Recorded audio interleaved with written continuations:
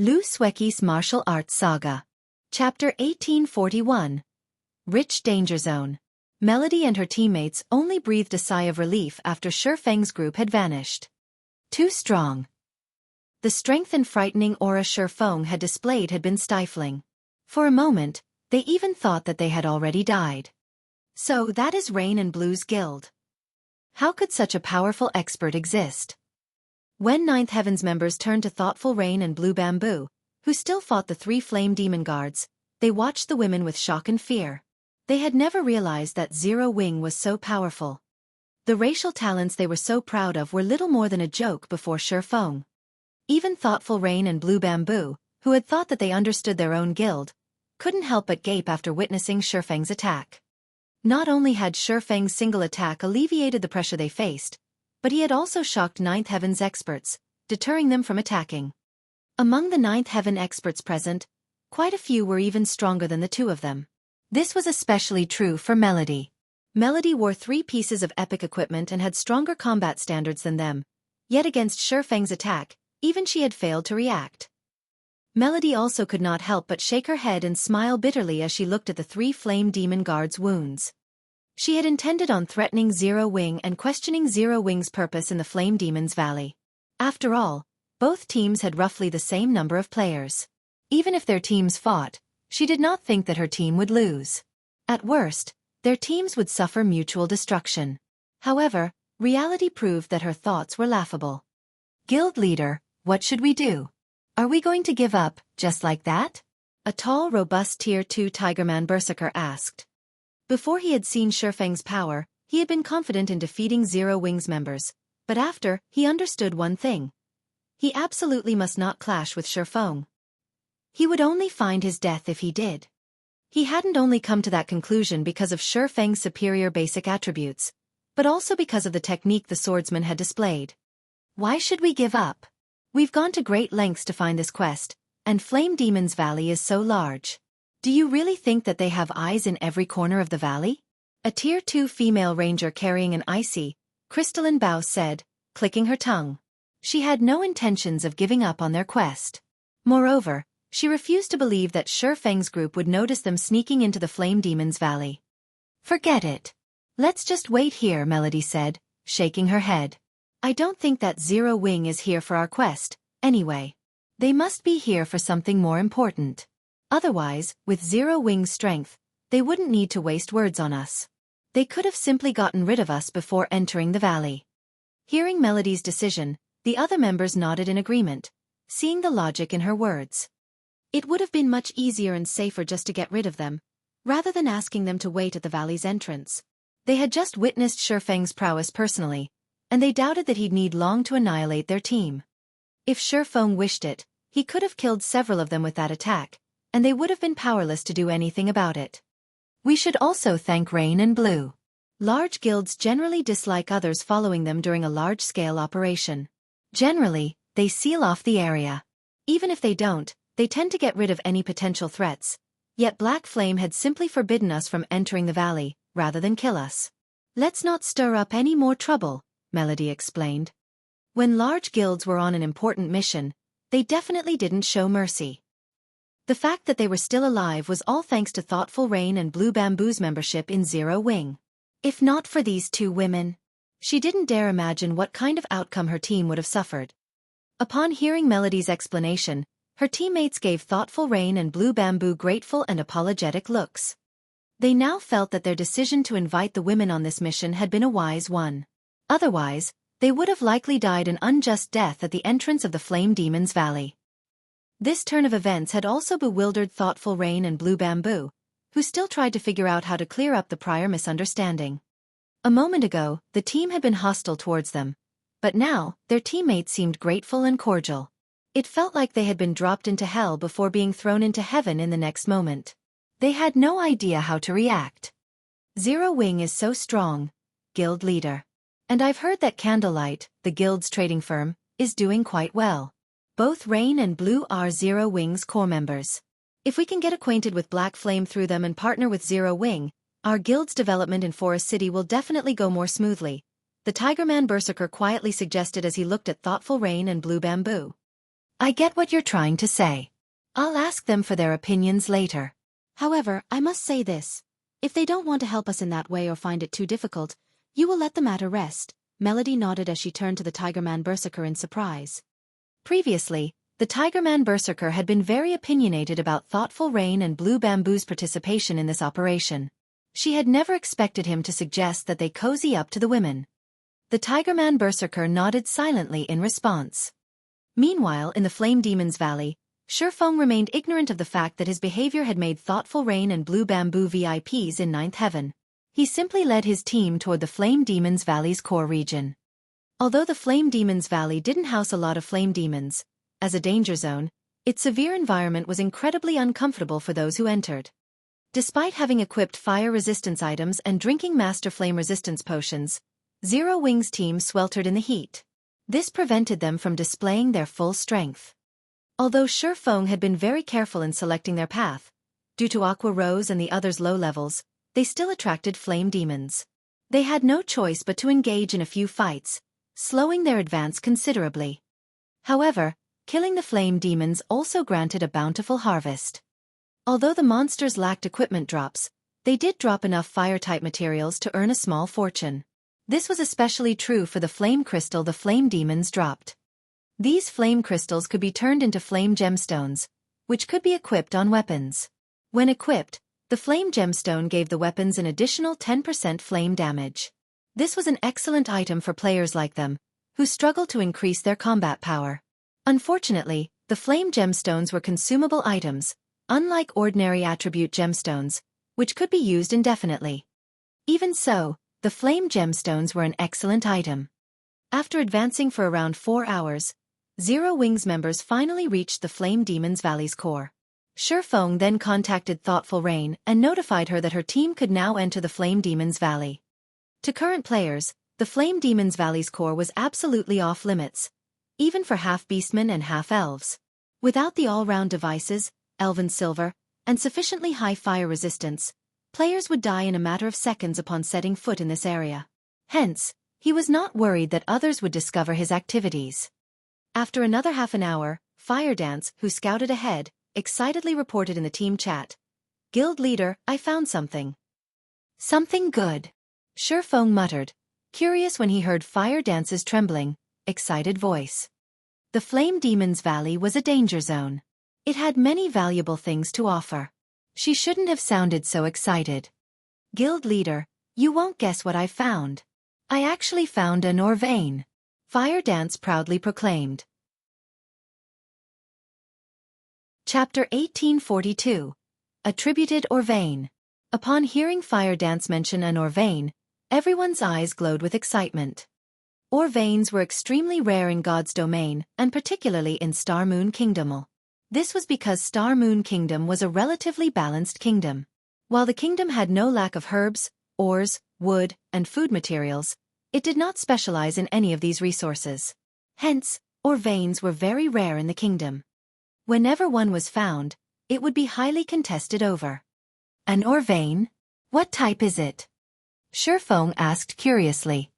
He wasn't particularly surprised by the fact that an ore vein had appeared in the Flame Demon's Valley. After all, this was a mountainous region. It was also a danger zone, a map famed for abundant resources. However, although ore veins were generally quite valuable, they were also differentiated by rank. For example, the difference between a bronze vein and a magic crystal vein was like heaven and earth. Although a bronze vein could tempt ordinary large guilds, it wouldn't be particularly helpful to Zero Wing. At the very least, it wouldn't be occupying if it were in the Flame Demon's Valley.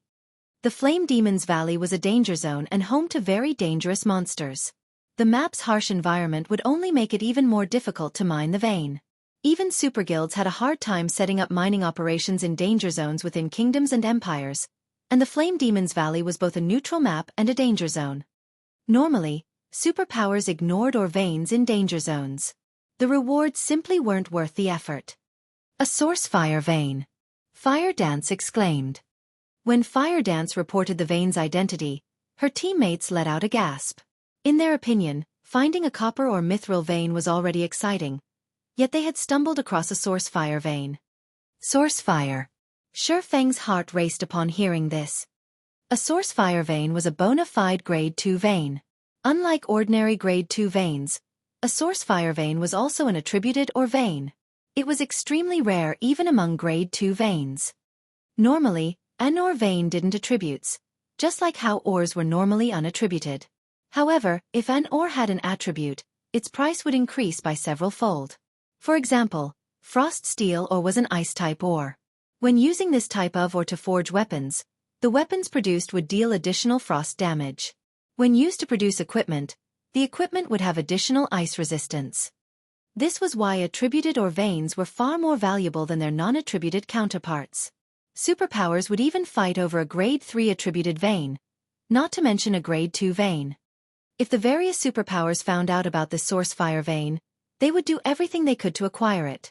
The vein might not be as valuable as a Grade 1 vein, but it would greatly help their members when raiding dungeons or exploring new maps.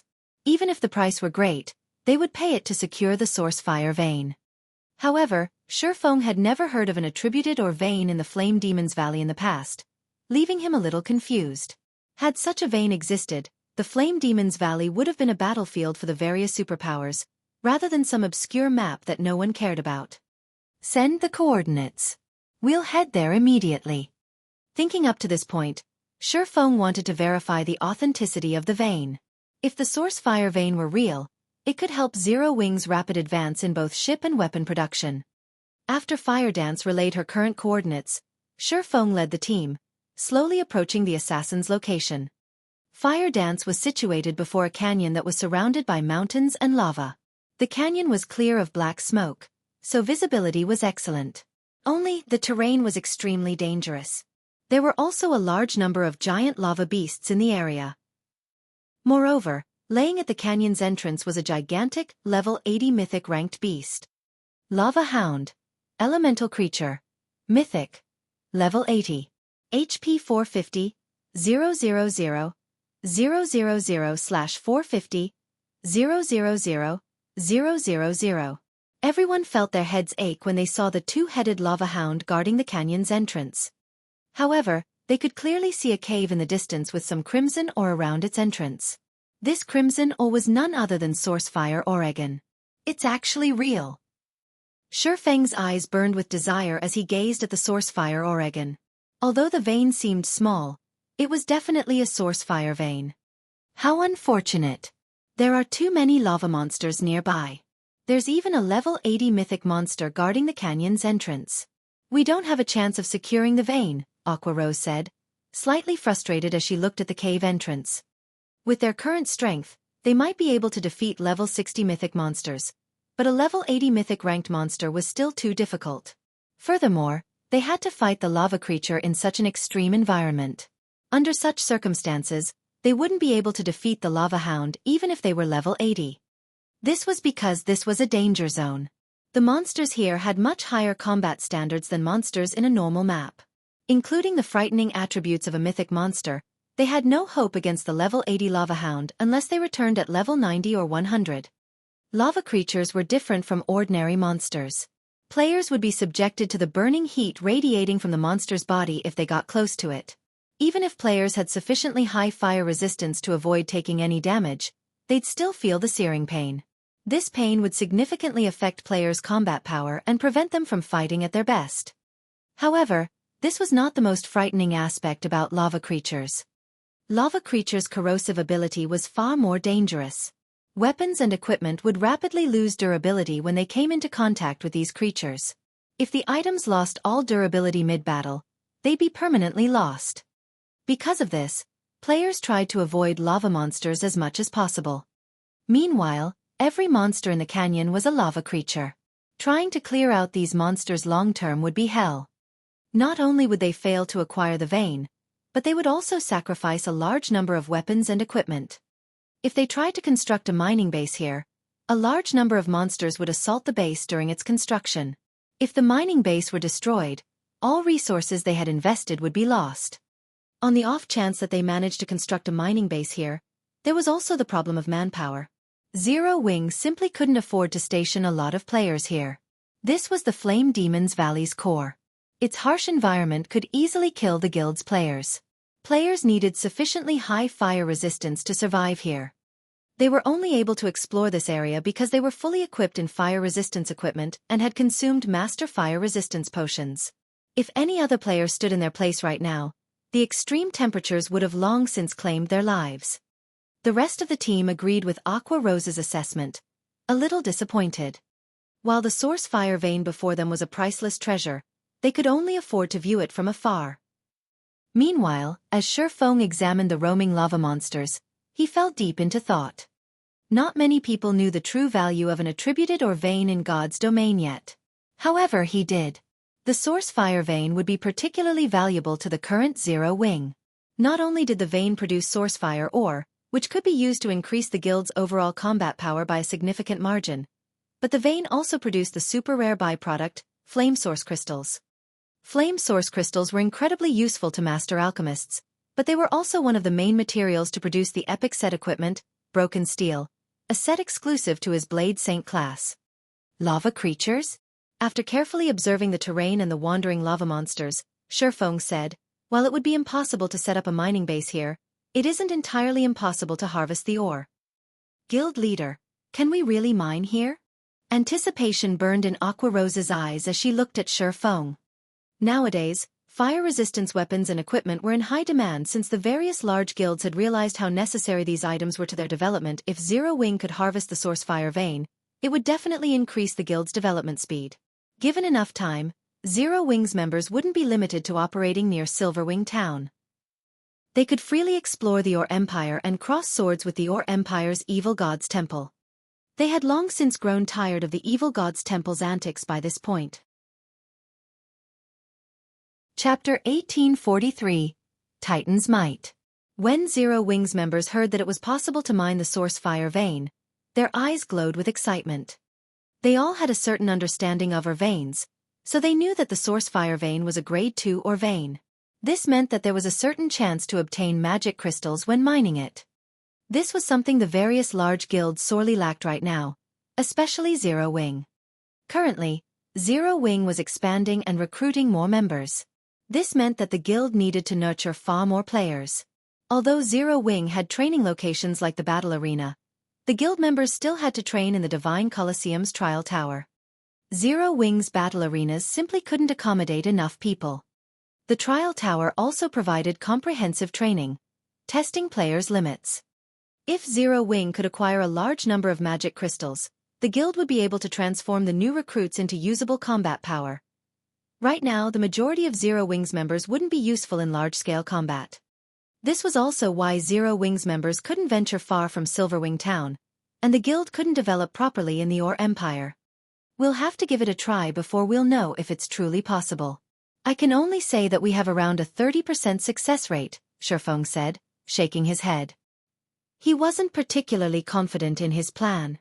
While it was common knowledge that lava monsters were extremely difficult to deal with, not many knew that lava monsters also had obvious weaknesses: ice and water-type attacks.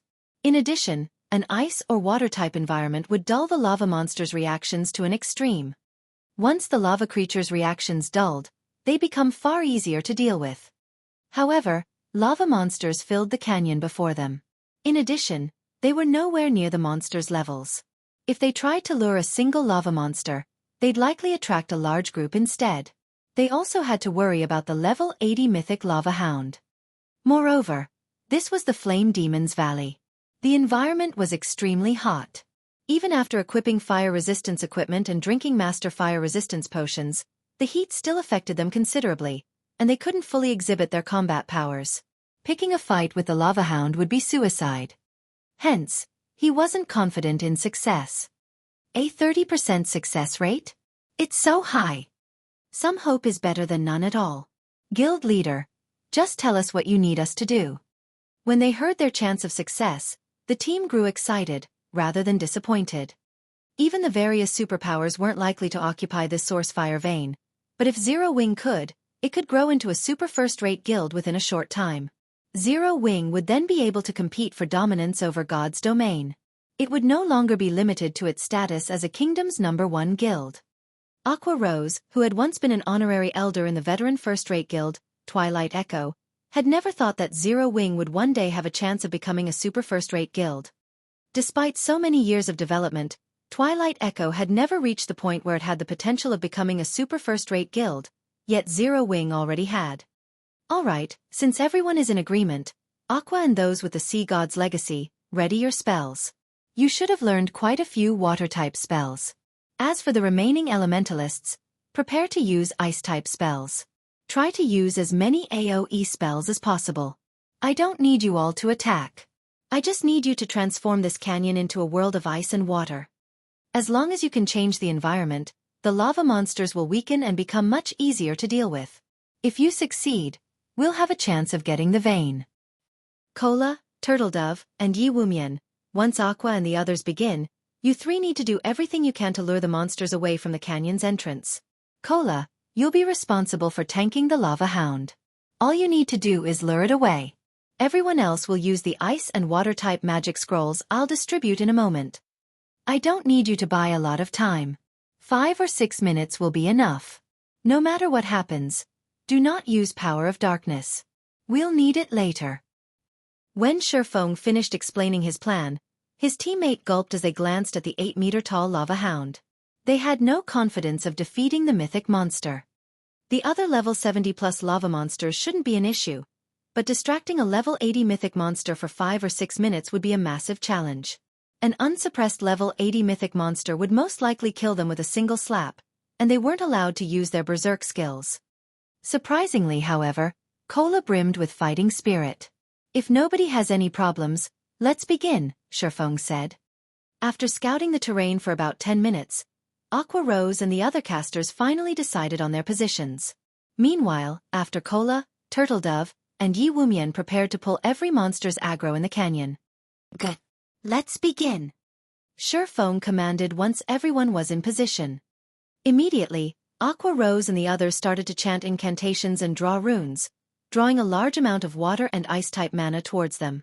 The non-magical class players also activated their water and ice-type magic scrolls. The flow of mana soon attracted the attention of nearby monsters. These monsters instantly searched for the change's source. However, before these lava monsters discovered Aqua Rose and her companions' locations, AoE spells began to descend. Boom, boom, boom. Suddenly, icicles and waterfalls rained down from the top of the canyon walls. As the streams of ice and water reached the bottom of the canyon, the molten lava vaporized the ice and water, filling the canyon with a dense mist. At the same time, the canyon's temperature began to decrease. Unfortunately, Aqua Rose and the other spells were only temporary. Their spells couldn't stop the lava from spewing out of the ground and canyon walls. Damn it! Why is there so much lava? If we can't stop it, changing the environment will be impossible, Blackie said, anxiety filling his heart as he watched water and ice become steam. If they failed to change the environment, the lava monsters would easily annihilate them. They shouldn't even dream of securing the source fire vein. Seeing the swarm of lava monsters charge up the canyon, Cola and the other MTs began to grow nervous. These level 70+ lava monsters hadn't weakened in the slightest. It seems the effects are quite good. Everything is coming along just as I expected. Xueqi smiled as he watched the rising steam. He then took out the ancient weather book and activated weather control. He hadn't actually expected Aqua Rose and the others to change the environment here by themselves. After all, only powerful domain skills could accomplish such a feat. Only a fool would try to change an area's environment with ordinary AoE spells. While the ancient weather book could alter an area's weather, it was too difficult to do so in such an inferno. It would take a very long time for the ancient weather book to alter this environment enough to impact the lava monsters. Meanwhile, the lava hound would have killed the entire team several times. Hence, he needed Aqua Rose and the others to create enough steam in the valley to hasten the ancient weather book's alteration process. Suddenly, a powerful storm began to brew above the canyon, dark clouds forming in the sky.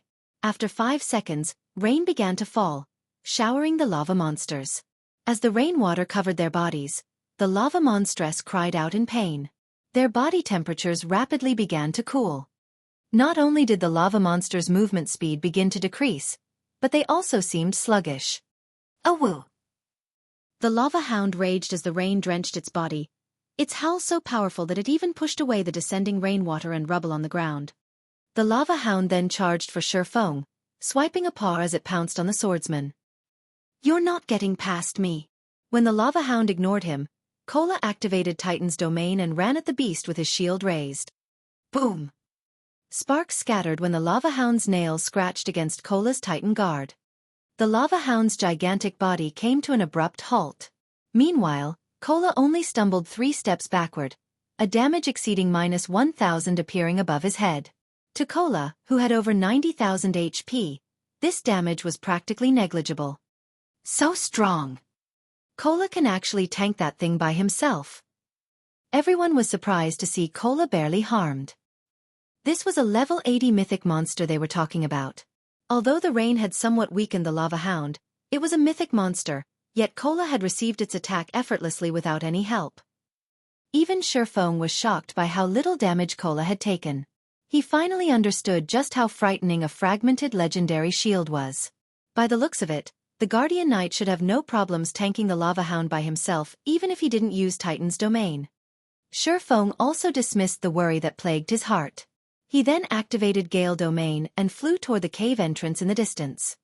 He quickly reached the mine, realizing that its entrance was so small that barely 3 people, shoulder to shoulder, would be able to enter at the same time. The instant Xueqi set foot in the mine, a series of system notifications reached his ears. Moreover, he wasn't the only person to receive the system notifications. Everyone in the Flame Demon's Valley had received them. Chapter 1844.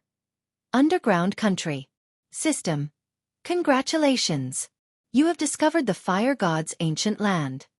Flame Demon's Valley Region System Announcement. A player has triggered the new expansion pack, Underground Country, and activated the Primordial Taboo Seal. Players may enter the Underground Country in 10 days. The system announcement repeated 3 times, the system's indifferent voice echoing in everyone's minds for quite some time. Underground Country? Xueqi was stunned. Fire God's ancient land. He had never heard of the Flame Demon's Valley containing some kind of underground country during his previous life.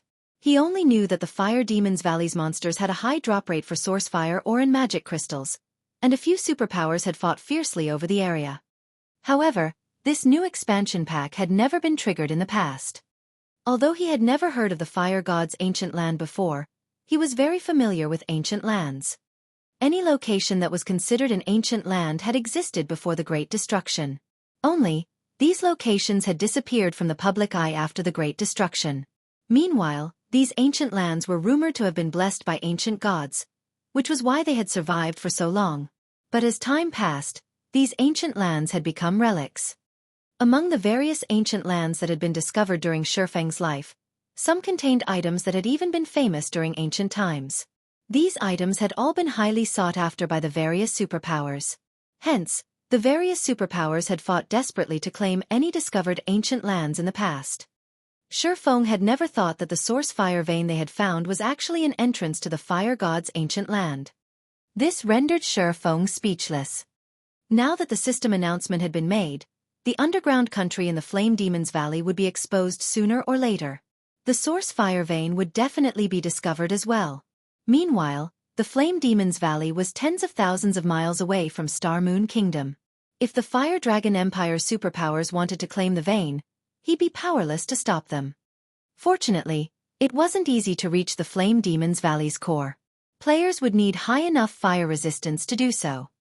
Triggering this new expansion pack also excited Zero Wings members. Although they didn't know what the underground country was, they knew that this expansion pack represented a huge opportunity. Every kingdom and empire had its own specialty products, and no player had ever explored this underground country yet. This meant that they could monopolize the underground country's specialty products. Depending on the item's value, they could make a fortune by reselling them. Although Zero Wings members were excited about the new expansion pack, when they returned their attention to the horrific number of approaching monsters, they suppressed their excitement and focused on their enemies.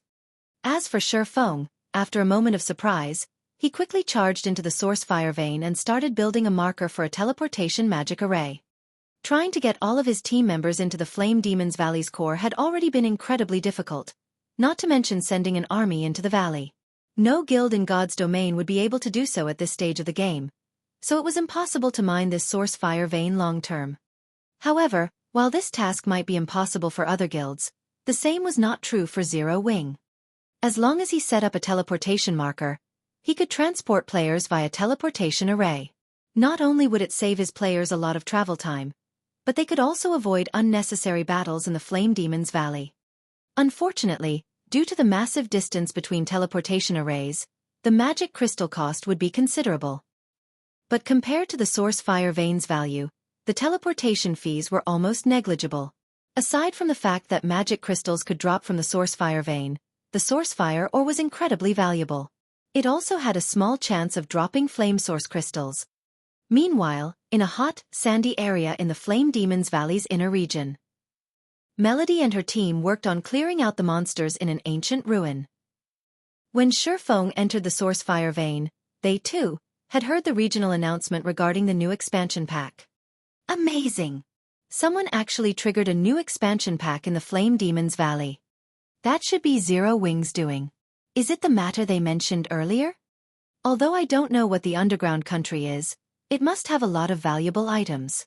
Our ninth heaven has struck gold. The only other guild that should be in the Flame Demon's Valley is Zero Wing.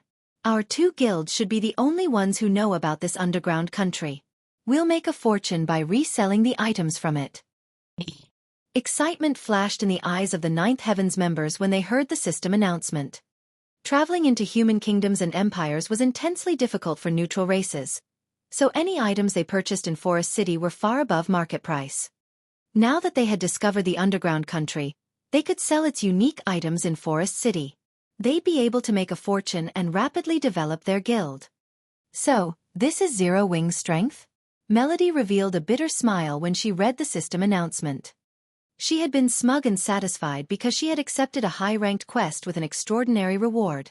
In contrast, Zero Wing had triggered a new expansion pack in the Flame Demon's Valley. The difference between them was immense.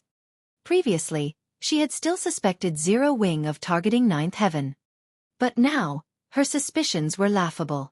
To Zero Wing, her high-ranked quest wasn't likely worth a second glance. While Ninth Heaven's members envied Zero Wing for activating a new expansion pack, Xueqi frantically set up the teleportation arrays marker. Setting up a teleportation marker was not an easy task. Players needed a considerable understanding of magic arrays to succeed. The procedures were extremely complex, and normally, a player would need a lot of time to set up the marker and connect it to a teleportation array. However, to Xueqi, who was adept in drawing advanced magic arrays, this task was easier. He swiftly etched magic arrays on one crystal after another before placing the crystals on a large magic array he had carved into the ground. Very quickly, the mana in the mine started to gather in the magic array. Xueqi could feel the mine's dense mana begin to dwindle. Awoo! Suddenly, Xueqi heard a furious howl from outside of the mine, echoing on the mine's stone walls.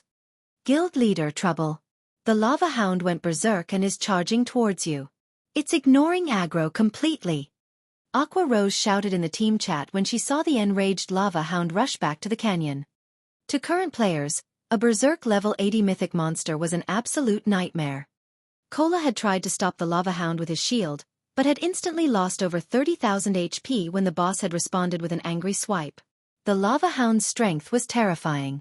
If anyone else had taken that attack, they would have likely died instantly.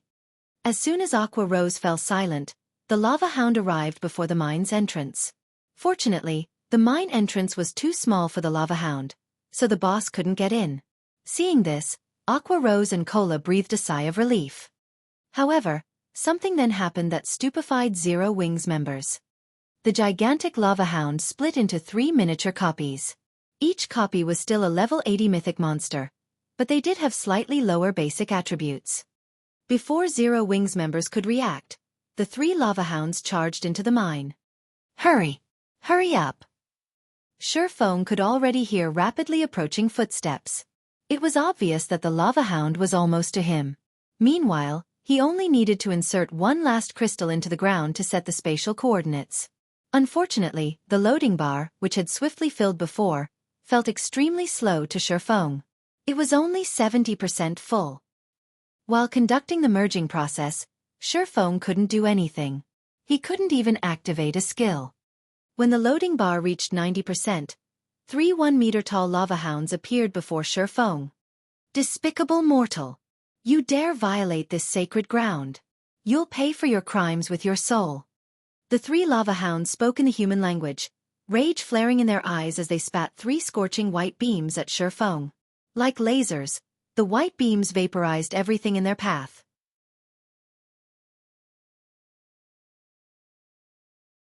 Chapter 1845. Evil God's Sword. Just before the 3 scorching beams slammed into Xueqi, the loading bar before him finally reached 100%. When the beams were less than 10 yards away from Xueqi, a barrier of divine runes appeared. When the 3 beams met the barrier, it shook violently. As for Xueqi, he shot backward like a cannonball. Boom! Xueqi crashed into one of the mine shaft's sturdy walls. What power! Xueqi was shocked as he stared at the mine shaft's deformed terrain. He had never thought that the lava hound would possess such frightening power even after dividing itself into 3 copies. They were currently inside a source fire vein. The walls surrounding them were sturdy and fire-resistant, especially the source fire Oregon ordinary flames wouldn't melt it, let alone vaporize it. One could easily imagine how high the lava hound's flames were. If those white-hot flames struck a player's equipment, not even magically enhanced, dark gold equipment would survive. Only epic equipment might. If he hadn't activated Absolute Domain in time, he likely would have died from that attack. Retreat! Everyone, retreat immediately! Xueqi shouted through the team chat once the flames dissipated. Cola could barely tank 1 lava hound. Now that they had to face 3 miniature lava hounds, which were only slightly weaker than the full version, he knew they couldn't stay here for a moment longer.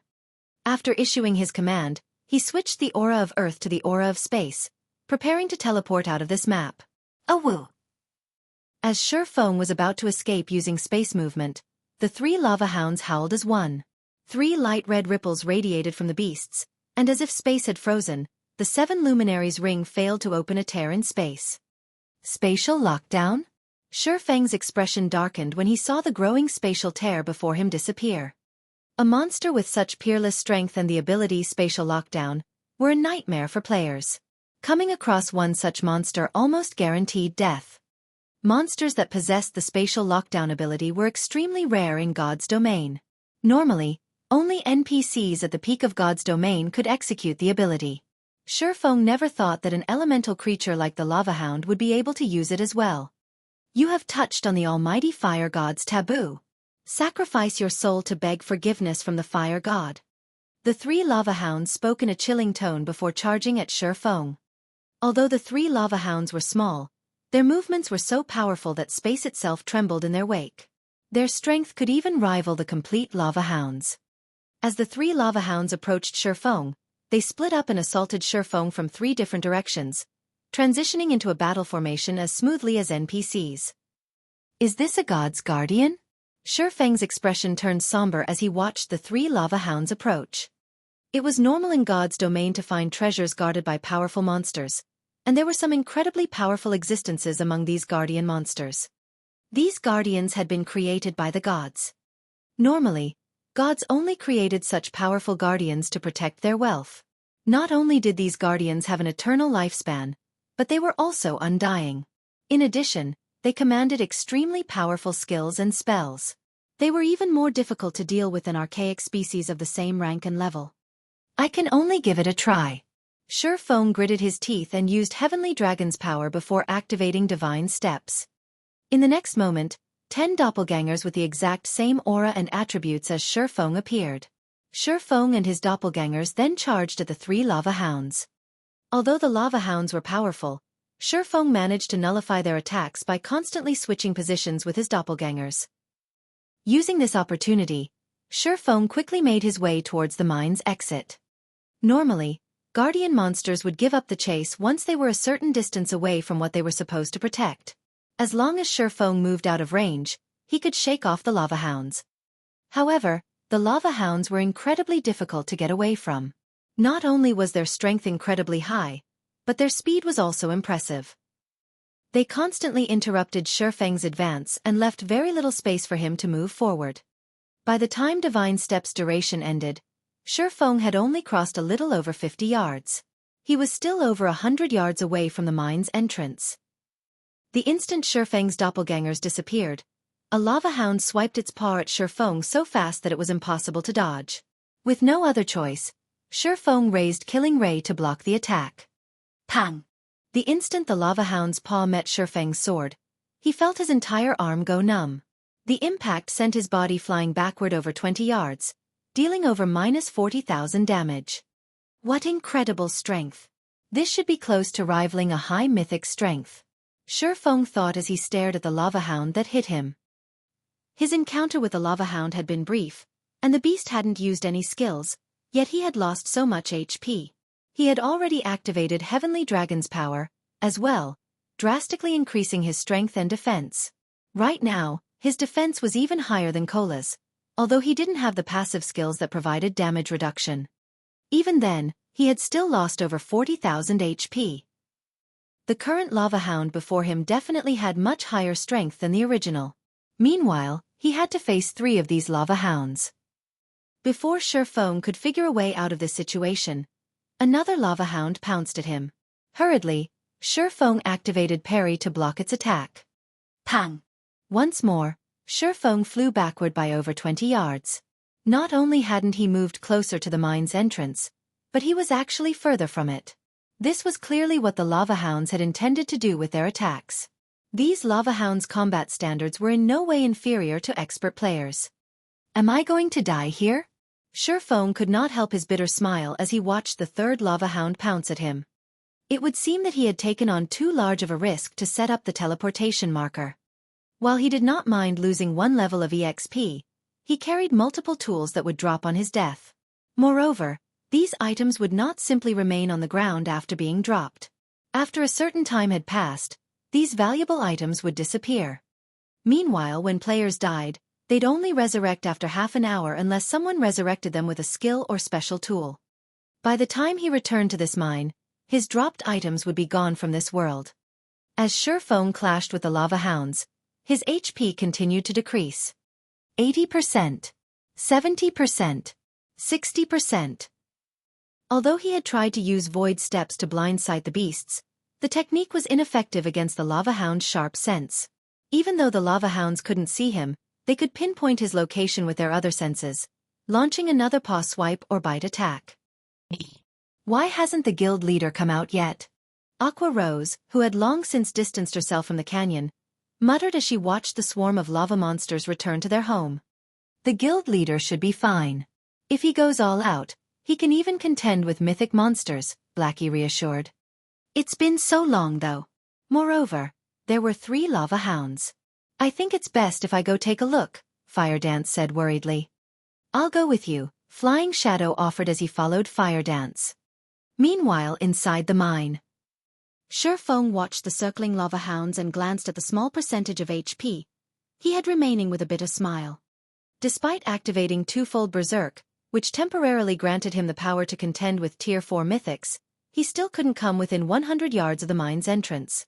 While he was confident that he could escape a single lava hound, 3 were too much for him to handle. To make matters worse, the 3 lava hounds coordinated perfectly. Although he had thought of using a magic or summoning scroll, the 3 lava hounds were simply too fast. They gave him no opportunities to use such tools. As twofold Berserk's duration continued to run out, Xuefeng frantically searched through his bag for items that could help him out of this predicament. Suddenly, he discovered a broken longsword that had been inactive in his bag for quite some time. This longsword was none other than the evil god's inheritance, a treasured sword that had once belonged to the evil god. Seeing that the lava hounds charged at him again, Xuefeng gritted his teeth and took out the evil god's inheritance. He then inserted his power into the weapon. Protecting the items that would drop if he died was undoubtedly more important than losing 10 points in all of his attributes. After Xuefeng powered the sword, the evil god's inheritance pulsated. An invisible force then spread out from the sword, sweeping through the mine with so much power that even space shook with the intensity. A moment later, a deathly aura pervaded the mine shaft.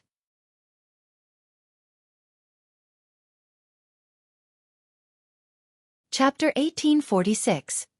Broken Sword's Power. As the aura of death saturated the mine, space itself froze.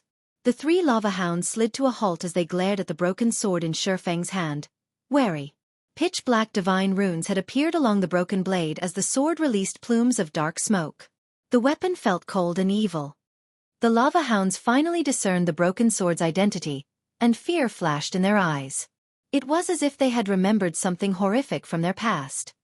Despicable heretic! You dare set foot in this sacred land? Let the almighty fire god's flames purify your soul. After Xuefeng replaced the abyssal blade with the evil god's inheritance, the broken sword seemed to trigger something in the three lava hounds. Suddenly, they began to grow larger as golden flames flared across their bodies. Despite standing still, the solid rock beneath the lava hounds' feet began to crack. Space tore around them as if it couldn't withstand the golden flames' power. It was as if the space around them was no longer able to withstand the power of the golden flames. Xuefeng could also sense a threat of death from that golden fire. Moreover, Xuefeng could tell that this death wouldn't just end with a single lost level. He could feel a power akin to soul fire, although this was many times stronger. Burning and devouring his soul would be child's play for this strange fire. If these golden flames burned a player's soul, the player's account would likely be left permanently crippled. Before Xuefeng could think of a plan to get out of this troubling situation, the three lava hounds pounced as one. At this point, Xuefeng had no skills that he could use to protect himself.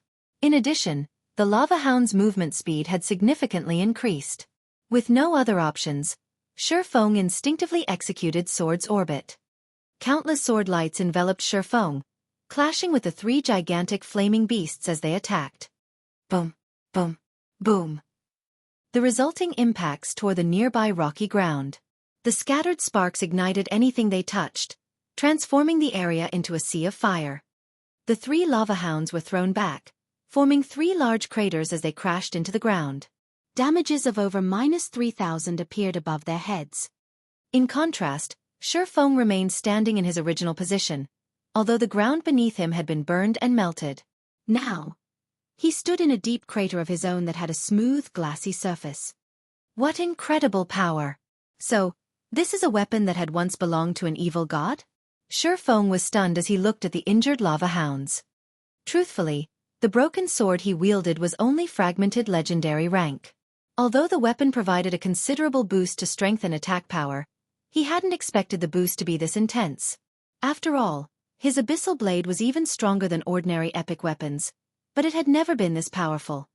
Meanwhile, the lava hounds before him nearly had enough strength to rival high mythic ranked monsters. Even after activating twofold berserk, he still hadn't been a match for the lava hound's strength, yet when he had used the evil god's inheritance against these monsters, he felt as if he had hit a group of weak, powerless dogs. He hadn't felt the intense impact that he had experienced during his prior clashes with these beasts. Although he had seen weapons that could weaken an opponent's power in the past, he had never seen one as strong as the evil god's inheritance. The weapon had actually decimated Tier 4 mythic monsters' strength to such a great extent. That wasn't all. When he had clashed with the lava hounds, he had felt his own strength skyrocket. It was as if the broken sword had absorbed the monster's strength, transferring it to him. As Xuefeng tried to get a better grasp on the evil god's inheritance's power, a lava hound stood up. This time, however, it did not charge at Xuefeng. Instead, it howled with anger and formed a golden threefold magic array in front of itself.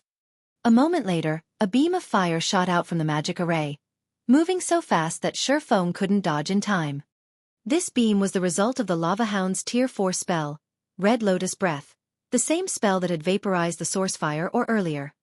In response, Xuefeng simply swung the evil god's inheritance at the approaching beam of fire. Boom! The broken sword sliced the crimson beam in half, the flames disintegrating the stone wall behind Xuefeng. Xuefeng stumbled 5 steps back as a damage of over -10,000 appeared above his head. Sure enough, Xuefeng was indescribably shocked, glancing down at the evil god's inheritance in his hand. As he had guessed, the evil god's inheritance could absorb an enemy's power, converting it into his own. Moreover, he had received far more power from this attack than the last. Not only had he gained 20% more strength, but his fire resistance had also increased by 30%. This ability was simply frightening. Due to this ability, His combat power had instantly soared. Moreover, he could sense that this still wasn't the evil god's inheritance's limit. Although he couldn't see the evil god's inheritance's exact attributes, when he wielded the weapon, he felt that he hadn't fully grasped the broken sword's power. The broken sword could grant him even more boons depending on the strength of the attack he received. However, the provided improvements were not without a flaw: their short duration. Each time it absorbed an attack's power, the weapon's wielder could only retain it for a short 10 seconds.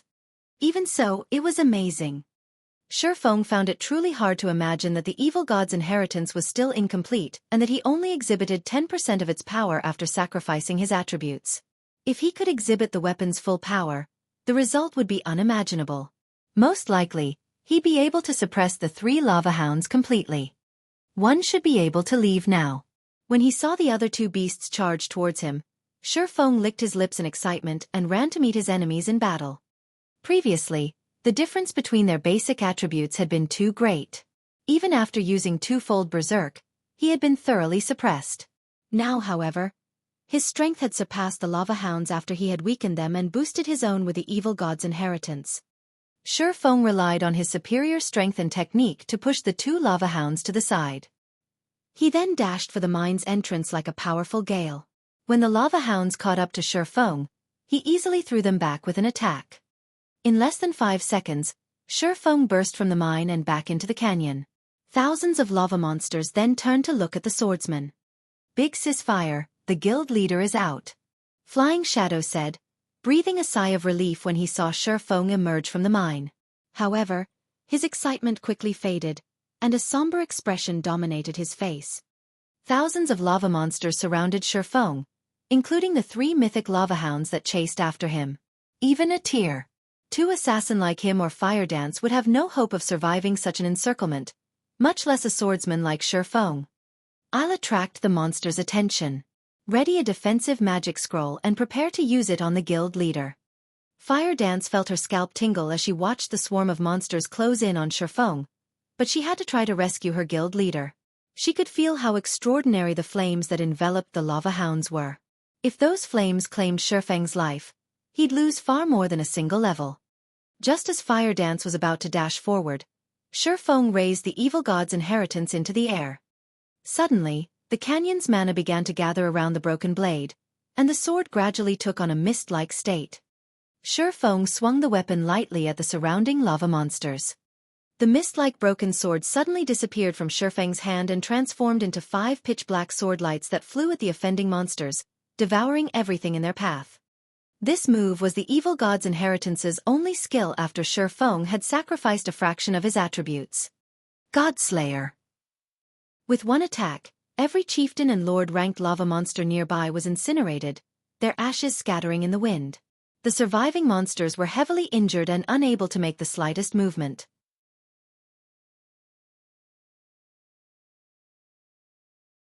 Chapter 1847. Flame Demon's Crown. When Xueqi had swung the broken sword, the attack had carved 5 deep grooves in the rocky ground around him. The canyon's terrain had changed drastically. What great destructive power!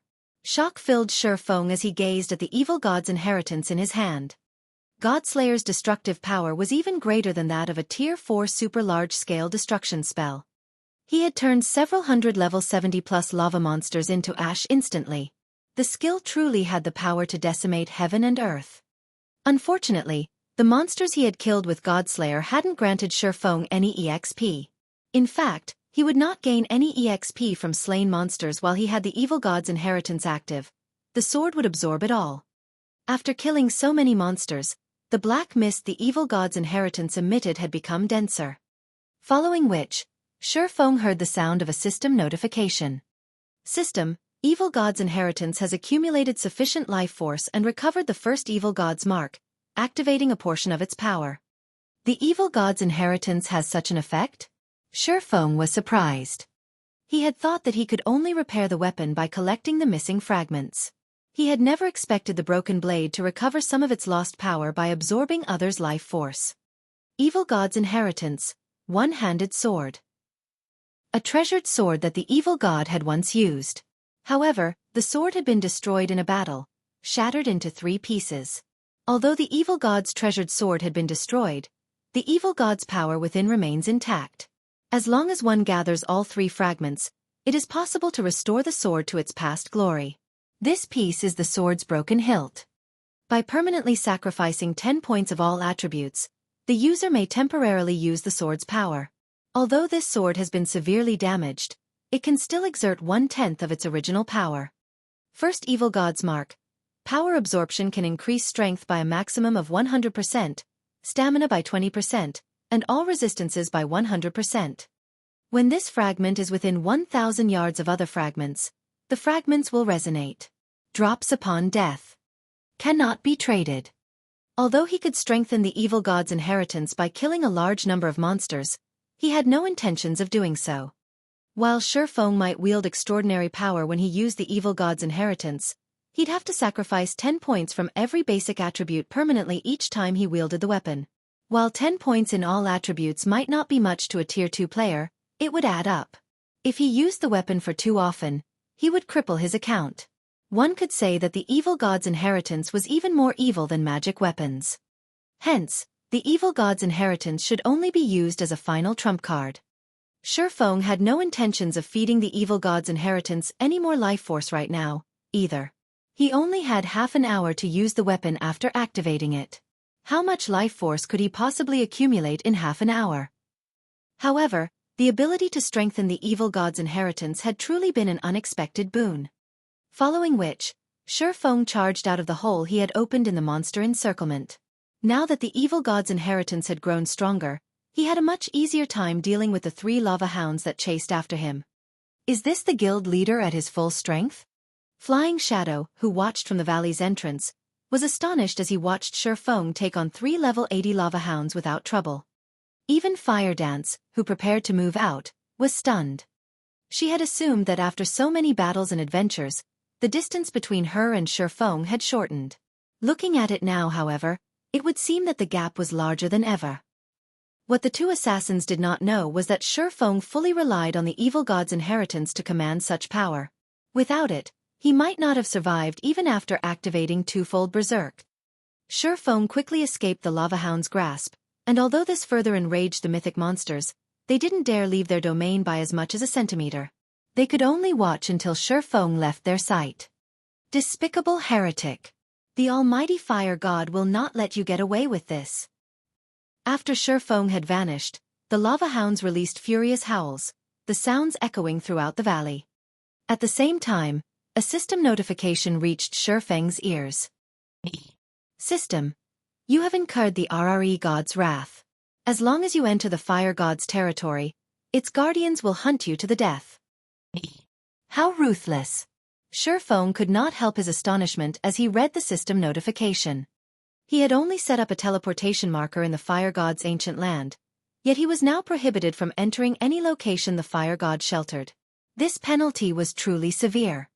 After all, the fire god was a god who had left behind many areas in God's domain. The fire god had even been responsible for creating a number of other worlds. This penalty basically warned him that he could lose his life if he entered any of these locations. Unless he was strong enough to defeat the area's guardians, he shouldn't even consider exploring the locations. But after giving the matter some thought, Xueqi didn't mourn the loss. Now that he had constructed a teleportation marker in the fire god's ancient land, he could lead a team to mine the source fire or without revealing themselves to the lava hounds as long as he prepared properly. In 10 days, he could also visit the so-called underground country, possibly obtaining another significant harvest. Overall, he considered this transaction quite profitable. After leaving the canyon, Xueqi regrouped with Zero Wing's other members. He then briefed Aqua Rose about the teleportation marker and had her contact her subordinates to prepare. They would need enough fire resistance to survive in the Flame Demon's Valley's core region. Moreover, only intermediate miners or higher could mine the source fire ore. They'd only be able to revisit the mine after fulfilling these 2 conditions. It would take quite some time to prepare. After the team rested for a short moment, Xueqi led his team into the heart of the Flame Demon's Valley. Although they came across quite a few monsters on their way, and Xueqi was currently weakened, the team advanced relatively quickly with their powerful MTs like Cola and Xueqi summoned Tier 3 demons. As no one had explored the Flame Demon's Valley thus far, It was home to a lot of monsters, which, fortunately, provided far more EXP than normal. Moreover, a large number of treasure chests hid in the area. After venturing through the core region for 4 hours, some of the team's level 56 members had risen to level 57. Fire Dance and Flying Shadow had also discovered 6 treasure chests in the area. They had found 3 bronze treasure chests, a mysterious iron treasure chest, a secret silver treasure chest, and a fine gold treasure chest. The discovery surprised both Fire Dance and Flying Shadow, who frequently searched for treasure chests in the fields. It was common knowledge that treasure chests were extremely rare in God's domain. Normally, a map only had 2 or 3 at one time. Yet after wandering in a small section of the core region, they had discovered 6. Moreover, one was a fine gold treasure chest. Past level 50, a bronze treasure chest would contain loot that could rival the items a High Lord dropped, while mysterious iron chests items were on par with a Great Lord, and secret silver treasure chests dropped items on par with a Grand Lord's loot. As for a fine gold treasure chest, its loot could rival that of a mythic monster. However, in the Flame Demon's Valley, both the monsters and the treasure chests offered weapons and equipment that were all level 70 or higher.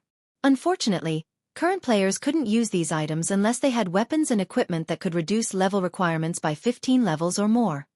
As Xueqi activated the fine gold treasure chest, it released a light that illuminated the gloomy sky above the Flame Demon's Valley. Even players several thousand yards away could see the glow. The Flame Demon's crown? Xueqi was flabbergasted when he saw the exquisite, flaming crown inside the treasure chest.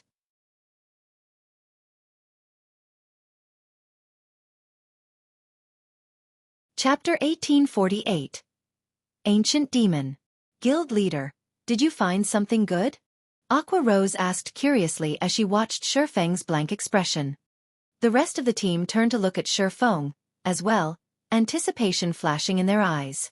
They all wanted to know what kind of treasure a fine gold treasure chest had to offer. A fine gold treasure chest was almost impossible to find in level 50+ maps. The best players normally found were secret silver rank. Meanwhile, even mysterious iron treasure chests could cause a heated struggle between guild teams. The higher quality treasure chest players found, the more of a commotion activating the treasure chest would cause. In turn, this would lead to more players finding out about the treasure chest. Moreover, after players acquired the items inside a treasure chest, there was a 2-hour period when the items would be guaranteed to drop upon death.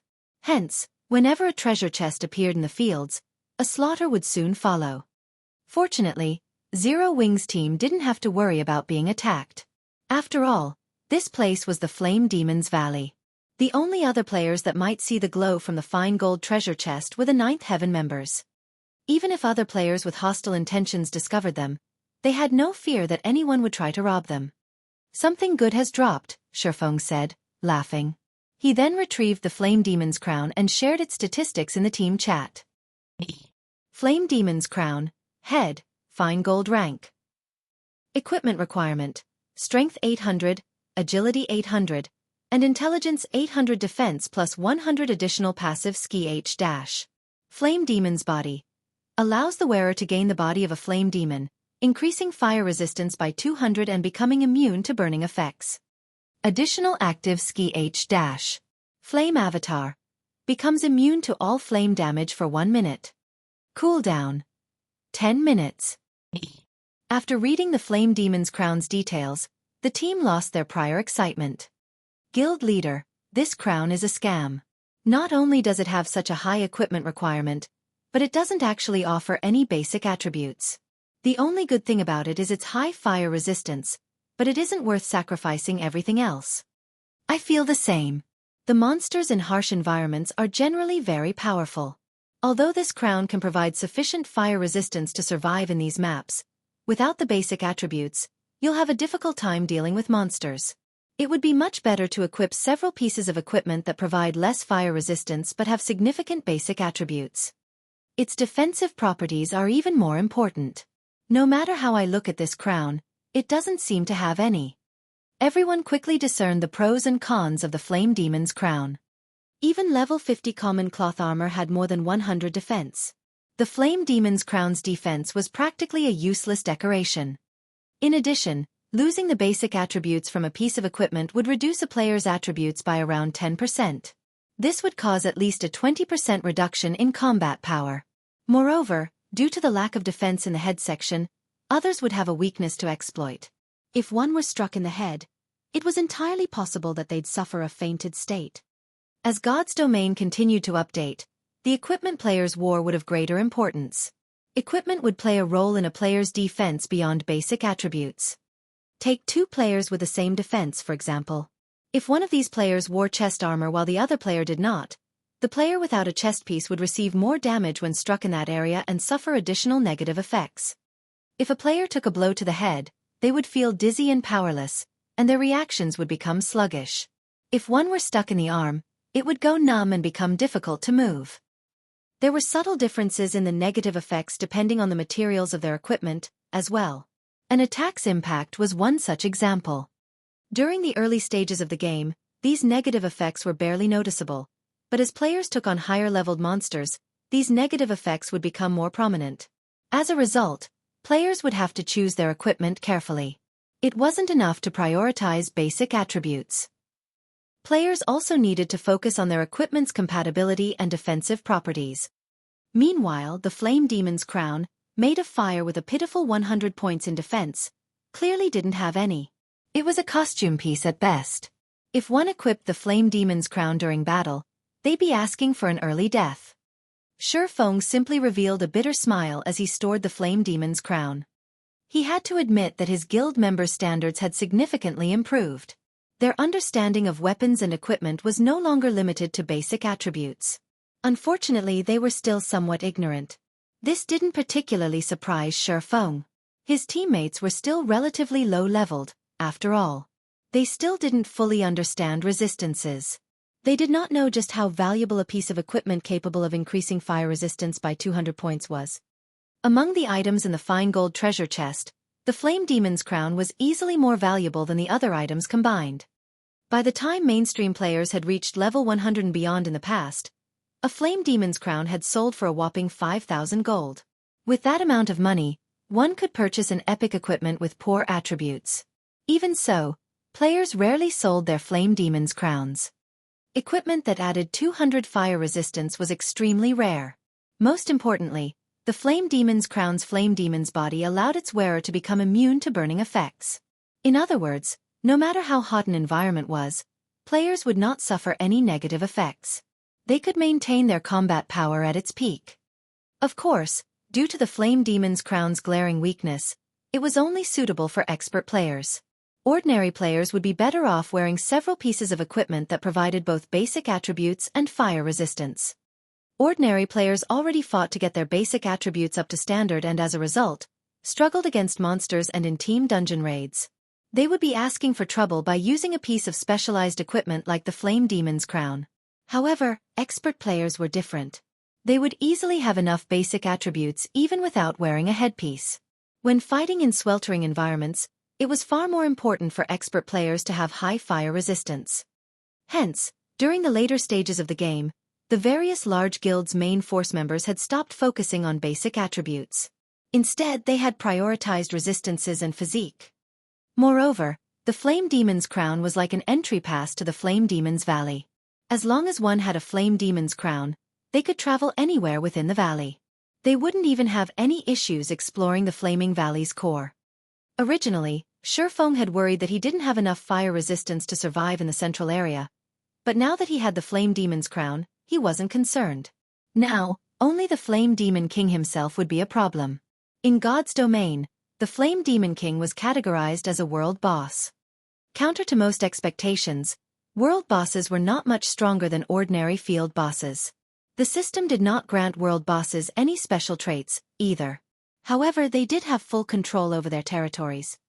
While in a world boss's territory, players would be prevented from using magic scrolls and magic arrays. It wasn't even possible to use magical tools. At most, players could use their weapons and equipment skills. It was a nightmare for most players. After emptying the fine gold treasure chest, Xueqi and the others continued towards the central region.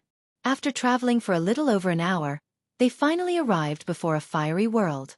White-hot flames danced along the mountain range before them. The ring of mountains resembled a burning sun, making it difficult to look at.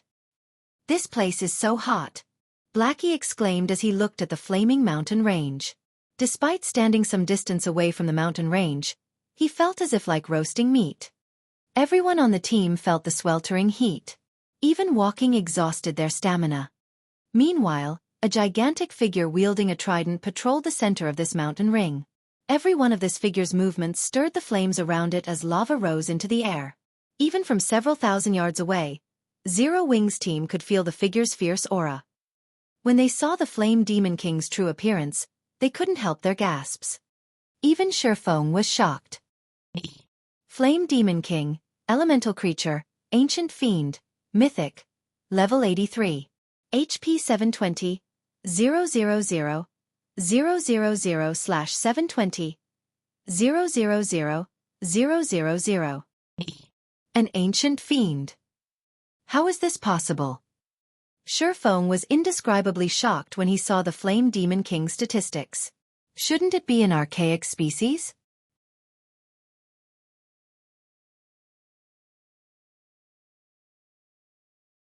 Chapter 1849, World Gate.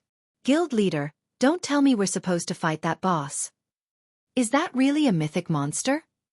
The Flame Demon King was a 50-meter tall giant. Every one of its movements stirred up a storm in the sea of fire around it. Zero Wings' team could tell how terrifying this monster was just by looking at it. When he saw the Flame Demon King, Kola, who had brimmed with confidence, felt his scalp tingle. This boss could likely even slay a 1,000-man team of level 80, Tier 2 experts. Compared to the mythic monsters they've encountered thus far, the Flame Demon King was on an entirely different level. Could the new expansion pack I triggered have made the Flame Demon King stronger? Xueqi pondered as he looked at the Flame Demon King. The more he thought about it, the more his theory seemed plausible. After all, the Flame Demon's Valley was only a level 70+ map. It wasn't a level 100+ map. An Ancient Fiend shouldn't be here. An Ancient Fiend was an elemental creature that had fully unlocked its bloodline and reverted to its ancestral form. Although Ancient Fiends were no match for dragons in terms of life rating, they were fully capable of rivaling ferocious beasts. Even an expert team that was 20 levels higher wouldn't be a match for a mythic-ranked Ancient Fiend, much less an expert team of the same level. In addition, the Flame Demon King had a world boss's special ability. Not even a 100-man team of level 100, Tier 3 players could defeat this monster. There's no helping it, I can only adjust my plans. Following which, Xueqi addressed his team. I had thought that I could complete this quest and get everyone out of here safely, but that's no longer possible. I'll have to ask you all to sacrifice yourselves to lure the Flame Demon King away from its territory. Try to buy as much time for me as possible. Violet, you won't be joining the fight. I need you to hide in the distance. Once the battle is over, you'll be responsible for resurrecting the team. All he could do now was lure the Flame Demon King away from the World Gate. The players that would be responsible for buying time would die, but with the resurrection skill he had given Violet Cloud, they could reduce the death penalty his teammates suffered. I understand. Violet Cloud nodded. None of his teammates had any objections to Xueqi's proposal. They were the guild's main force members. Their weapons, equipment, and levels had been granted by their guild. It wasn't unusual to die for their guild's benefit very quickly. The team followed Xueqi's instructions. Kola would be the first player responsible for attracting the Flame Demon King's attention and luring it to the designated area. After Kola died, Turtledove and Wumien would take over. Once all 3 MTs had died, the rest of the team would split up and flee, forcing the Flame Demon King to waste as much time as possible chasing them down. Move out! Xueqi commanded once he was in position a short distance away from the valley's entrance. Following his orders, Kola charged into the flaming valley. Shortly after he had set foot in the sea of fire, a deafening roar echoed from the valley's center. Little human! You dare trespass in the Flame Demon King, Monacoland's, territory. I'll show you just how frightening fire's anger is. As the voice faded, the Flame Demon King emerged from the raging flames, its movements causing waves of fire that washed over Kola. Not daring to be careless, Kola immediately activated Power of Darkness and hid behind Titan Guard. Boom! As the firestorm slammed into him, Kola stumbled 3 steps backward, a damage exceeding -20,000 appearing above his head. So strong! Just its movements caused such a powerful attack. Aqua Rose, who watched from afar, could not help her shock when she saw Cola lose 1/8 of his HP despite his active berserk skill. Normally, Cola could face a level 70 mythic monster head-on after activating his berserk skill, yet he had just lost so much HP after an indirect attack from the Flame Demon King. The team's other members paled when they saw this. If they had received that indirect attack, they would have likely lost over 50% of their HP. They felt like ants before this world boss. As the Flame Demon King's frightening strength stunned Zero Wings players, the boss had arrived before Cola. The Flame Demon King then thrust its trident at the Guardian Knight with so much speed that the attack had been invisible to the naked eye. Fortunately, Cola had already raised Titan Guard and blocked the attack in time. After blocking the attack, however, Cola had lost all feeling in his arms. Like a cannonball, he had been thrown back, only stopping as he crashed into a massive boulder. Cola's HP instantly fell by over 80,000, more than half of his total. The team was stunned. Just one attack had left Cola so miserable. The gap in strength was despairing. "Heal him quickly," Xueqi shouted through the team chat. The outcome didn't surprise him. After all, their opponent was a mythic-ranked ancient fiend. If not for the fragmented legendary ranked Titan Guard, Cola might have died instantly. Upon hearing Xueqi's command, the Tier 2 healers snapped out of their daze and cast healing spells on Cola, instantly restoring the Guardian Knight's HP to 70%. However, the Flame Demon King was already stabbing its trident at Cola again, the weapon releasing white-hot fire. The white-hot flames shocked Cola. Hurriedly, he activated Protection Blessing. After its upgrade to Tier 2, Protection Blessing reduced the damage he took by 60%. However, when the trident met Cola's shield, the stone under his feet shattered, forming a crater. Meanwhile, Cola's HP fell by more than 60,000, dropping his HP into the red. By the time the Flame Demon King executed another attack, the team's healers only recovered Cola's HP to 50% of his total. Realizing how precarious his situation was, Cola used Titan's Heart, forming 3 layers of protective energy, which could absorb up to 10 times his maximum HP around him. With Titan's Heart in effect, Cola quickly fled the Sea of Fire. Seeing Cola pull away from the valley, Xueqi breathed a sigh of relief. Fortunately, he had upgraded Titan Guard to the fragmented legendary rank earlier. Otherwise, the 3 MTs wouldn't be able to lure the Flame Demon King away before they died. Even if Cola, Turtledove, and Yi Wumian worked together. Afterward equipping the Flame Demon's crown, Xueqi activated Gale Domain and charged into the flames that could even melt fine iron. As expected of the Flame Demon's crown, it really is wondrously effective. When Xueqi soared through the fire, he only felt a little warm. He wasn't in any pain at all. Due to the additional 200 fire resistance the crown provided, he now had over 400 fire resistance. His HP only fell by a little over 100 each second he remained in the fire. After flying for about 40 seconds, he noticed Cola's name darken among the list of his team members. It was obvious that the Flame Demon King had killed Cola. So quickly. When Xueqi realized that he was still over 200 yards away from the stone gate in the center of the valley, his expression darkened. Cola was the sturdiest player in the team. He had thought that the Guardian Knight alone would be able to buy him enough time to reach the World Gate, but it seemed that the Flame Demon King was much stronger than he had expected. As soon as Xueqi reached the World Gate, he pulled out the Philosopher's hand and used it to activate the stone doors. At this point, Turtledove had also fallen, and only Yi Wumian remained alive of the team's 3 MTs. "I need to hurry."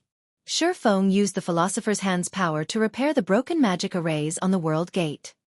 As he did, a furious roar reached him from outside of the valley. "Despicable trespasser!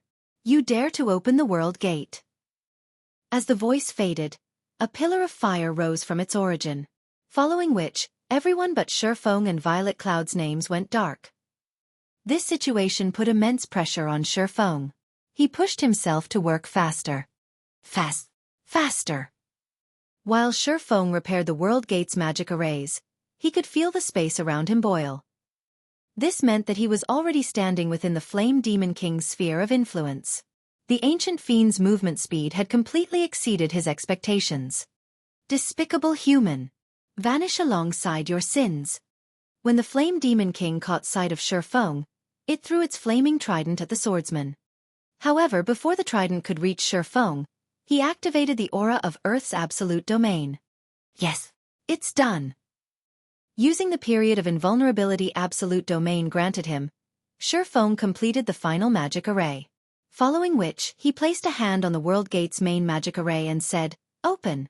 World Gate."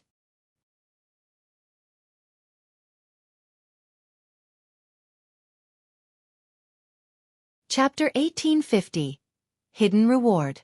With Xuefeng's command, the divine runes on the gigantic pair of doors before him began to glow with a purple-gold light. A moment later, the divine runes released a beam of light that threatened to devour the Flame Demon King. No! Upon seeing the beam, the Flame Demon King, who was within 50 yards of Xuefeng, turned in a panic and tried to flee. However, the beam of light was much faster than the Flame Demon King. In the blink of an eye, the purple-gold light enveloped the world boss, and the ancient fiend cried out in pain. In the next moment, the Flame Demon King began to shrink, and the flames around its body gradually extinguished. A short moment later, the world gate slowly opened. Some force sucked the valley's fire through the opening gates, and the Flame Demon King began to shrink even faster. From its original height of 50 meters, the Flame Demon King quickly shrunk to 40 meters, 30 meters, 10 meters. By the time the world gate was fully open, the black hole within had devoured every last flame in the valley. The Flame Demon King had also been dragged towards the world gate by the black hole's powerful gravity. "No! This is my power!" the Flame Demon King shouted, panicking as it used every shred of power to fight the black hole's pull. Seeing this, Xuefeng could not help but breathe a sigh of relief. He had no hope against a level 83 mythic-ranked ancient fiend right now. Fortunately, the world gate could remove things that didn't originate from the continent of God's domain. While the world gate had activated, the Philosopher's hand had also undergone a transformation. The Philosopher's hand had originally been made of translucent crystal, radiating an ominous feeling. Now, however, not only had the ominous feeling disappeared, but the translucent hand had also transformed into a blood-red bead. What pristine mana! As Xuefeng held the blood-red bead, he could feel incredibly pure mana emerge from it. This mana was even purer than that from the 7 luminaries crystals. Suddenly, Xuefeng heard the sound of a system notification. System. Congratulations! You have completed the epic-ranked main storyline quest, Philosopher's Wish, before level 80. Rewarding Philosopher's Hand, plus 40% EXP of current level, 5 legacy skill points, 30 free mastery points, 30,000 subclass proficiency points, and 1 subclass dark gold design. When the system notification ended, Xuefeng's experience bar rose to 52% of level 68. However, obtaining the complete Philosopher's Hand excited Xuefeng far more than the bountiful EXP. This was a bona fide legendary item. Any superpower in God's domain would easily go mad over this. Moreover, Xuefeng was surprised by the additional reward for completing the quest before reaching level 80. 5 legacy skill points were no small matter. In addition, the awarded 30,000 subclass proficiency points would save him a lot of time when upgrading his Forger subclass. After reaching the master rank, players would still need a ridiculous number of proficiency points to rise from a basic master to an intermediate master. While ordinary master lifestyle players might not have trouble earning the required proficiency points, it was a different story for Xuefeng. Xuefeng had many matters he needed to deal with, and he only had a small amount of time to invest in his forging. As a result, he didn't obtain forging proficiency points very quickly. However, the most valuable of the rewards had to be the subclass dark gold design. This subclass dark gold design wasn't like ordinary designs. Not only could it upgrade a design to dark gold rank, but the new design would be a player creation. It was common knowledge that becoming a master lifestyle player was incredibly difficult. Players needed to create completely new items, which had to meet certain requirements. To accomplish this feat, players needed a certain understanding of items and materials. This was also the case when players tried to rise from a basic master to an intermediate master. In fact, the promotion to an intermediate master was even more difficult since players would have to create 1 dark gold item or 3 fine gold items. This hurdle had been the end of the line for many basic master lifestyle players during Xuefeng's previous life. In the past, when one had referred to a master lifestyle player, they had generally meant basic masters. The majority of God's Domain's Master Lifestyle players had been basic rank. After 10 years in the game, basic masters hadn't received as much attention from first-rate guilds, although they were still VIPs in second-rate guilds. At most, they would be treated slightly better than the average lifestyle player. Only intermediate masters had earned first-rate guilds respect.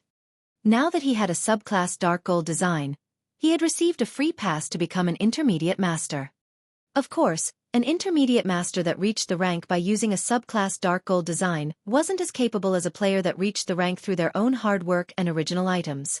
The latter had solidified their foundation, while the former had none. A player who became an intermediate master, though their work would have a higher possibility of creating more dark gold items in the future, soon becoming an advanced master. On the other hand, the intermediate master that did not possess a sturdy foundation would struggle to advance. The only real benefit of using such a cheap method to become an intermediate master was the higher production success rates that came with the rank. Even so, many basic master lifestyle players had spent their entire life savings to get their hands on a subclass dark gold design during Xueqi's previous life, since they had already reached their limits. As Xueqi celebrated his additional rewards, the world gate began to close. By the time the world gate had shut, the valley was void of fire. Only the scorched earth remained. Despicable human. It took me hundreds of years to accumulate that power. And now it's all gone. You will pay for this with your soul. I will turn you into a puppet that will forever live under my command. The Flame Demon King bellowed as it glared at Xueqi. Currently, the Flame Demon King was only 8 meters tall. It looked like an infant compared to its previous size. Its aura was also much weaker. Flame Demon King, Elemental Creature, Mythic. Level 81. HP 32, 000, 000/32, 000, 000. The Flame Demon King didn't even have the HP of a mythic monster anymore. A mana depletion debuff also graced its status bar, lasting for a whole hour. The world gate has robbed it of so much energy? Xueqi was astonished when he saw the enraged Flame Demon King. The valley's flames had originated from a higher plane, containing unparalleled power. The fire had been highly sought after by fire elementals since they could increase the elemental's power. The Flame Demon King had only grown so strong because it had continuously absorbed these flames' power. Now that the world gate had returned these flames to their source, the Flame Demon King had lost the power it had accumulated over the years. With the energy that had bolstered its physical form gone, it was only natural that the Flame Demon King had weakened. Only, Xueqi never thought that the Flame Demon King would grow this weak. Thinking up to this point, Xueqi abandoned all thoughts of escape. This was a once-in-a-lifetime opportunity. When the time the mana depletion debuff ended, the Flame Demon King would recover its strength. Although it wouldn't be as strong as it had been, it would still be beyond current players' capabilities. Before the Flame Demon King could launch an attack, Xueqi activated Power of Darkness, Phantom Kill, and Dragon Soul. A level 68 High Lord ranked Black Dragon should have 0 chances against a level 80 Mythic monster. But now, the Black Dragon had the upper hand against the weakened Flame Demon King. While the Black Dragon kept the Flame Demon King busy, Xueqi activated every skill he had to the weakened boss. Thunder Flame Explosion. Flame Burst. 9 Dragon Slash. Lightning Slash. Although the weakened Flame Demon King was still a world boss, whose ability prevented players from using external tools, it no longer mattered. The Flame Demon King's defense had drastically fallen, after all. Now, Xueqi's normal attacks dealt over -30,000 damage, while critical hits dealt over -70,000 damage. Even the weakest of his skills inflicted over -100,000 damage.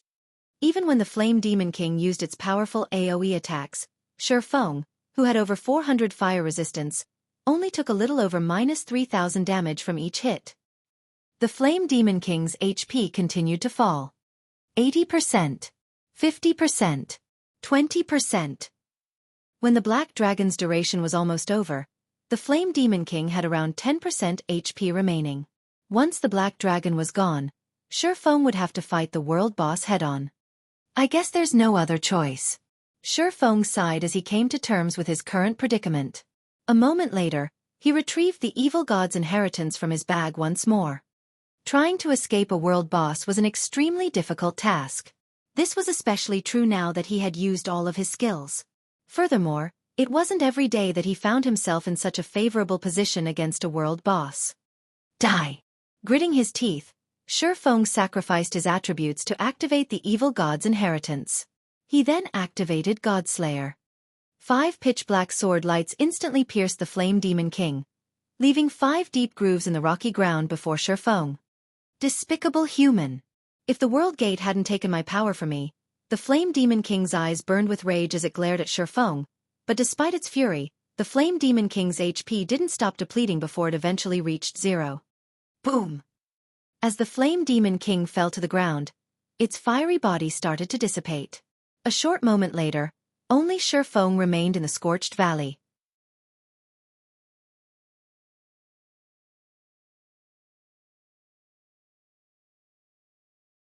Chapter 1851. Flame Demon King's Loot. After the Flame Demon King died, the rampaging mana in the valley settled down. It's finally dead. Xueqi breathed out a sigh of relief as the black dragon disappeared, shortly after the Flame Demon King died. If not for the black dragon's assistance, he wouldn't have been able to defeat the Flame Demon King. After all, even though the Flame Demon King was weakened, it was still a mythic monster. The boss had possessed not only superior strength but also far more HP. Even if the Flame Demon King had only 10% of its HP left, it would still have had more than enough time to kill him. Although he had to sacrifice another 10 points of every basic attribute to kill the Flame Demon King, he forgot about the loss when he saw the small mountain of items the boss dropped. The Flame Demon King was a world boss. Although it had been weakened due to his quest, it was still a mythic-ranked world boss, hence the extremely bountiful loot. Not to mention, as this was the first time the Flame Demon King was killed, it was guaranteed to drop a 4-star guild promotion order. Future Flame Demon Kings killed would have only a certain chance of dropping the promotion order. This item was also the reason why he had persisted in killing the Flame Demon King to the point of permanently weakening himself. Currently, Zero Wing was a 3-star guild and held a significant advantage over other guilds. However, as the various superpowers started raiding level 50, 100-man Hell Mode team dungeons, it was only a matter of time before they became 3-star guilds as well. Meanwhile, compared to Zero Wing, the various superpowers would gain much more of an advantage from being a 3-star guild. Be it the guild employment center or guild training room, these two facilities needed guilds to reach a certain scale in order to display their usefulness fully. In other words, the larger a guild was, the better the guild could leverage these two facilities. In the case of Zero Wing, despite the rapid expansion it was currently undergoing, in terms of member count, it was far from rivaling even first-rate guilds. The operations of the various superpowers spanned over a dozen kingdoms and empires. Their member counts naturally dwarfed Zero Wing's. Once these superpowers became 3-star guilds, their development speed would undoubtedly skyrocket. At that time, not only would these superpowers be able to nurture a large number of elite players, but the income their guilds generated would also increase substantially. If Zero Wing, a guild that ruled over only a single kingdom, wished to surpass these superpowers, which had become 3-star guilds, in terms of development speed, then there was only one way to do so. By getting promoted into a 4-star guild. Unlike a 3-star guild, the benefits offered by a 4-star guild did not manifest with the scale of a guild. Instead, these benefits were apparent in the finer details. Reaching the 4-star rank would not give a guild the privilege to construct any additional facilities. Instead, what a guild gained from the 4-star rank was the recognition of the Adventurers Association as a large-scale guild. At that time, the Adventurers Association would directly issue large-scale quests to the guild. These large-scale quests ranged from easy to very difficult. Even national-level quests were available. The rewards for these quests were extremely generous. Moreover, these quests also provided players with good opportunities to raise their ranks in the Adventurers Association. In addition to receiving large-scale quests, 4-star guilds would be designated a temporary rest area in every Adventurers Association on the continent of God's domain. While this rest area was relatively small, it allowed members of 4-star guilds to receive commissioned quests from every NPC town and city on the continent, not just from towns and cities where their respective guilds had residences. Due to this benefit, members of 4-star guilds could travel all over the continent to do quests, no longer hindered in their leveling speed and acquirement of resources by competition over a limited number of quests. The only downside to this was the Adventurers Association's tax on players' quest rewards when completing commissioned quests accepted from these designated rest areas. This, in turn, reduced the guild's income from these quests. Even so, this benefit would still help guilds generate much more wealth than before. At the same time, guilds would also be able to raise their popularity in the various NPC kingdoms and empires significantly, killing two birds with one stone. This was the distinguishing feature of a 4-star guild.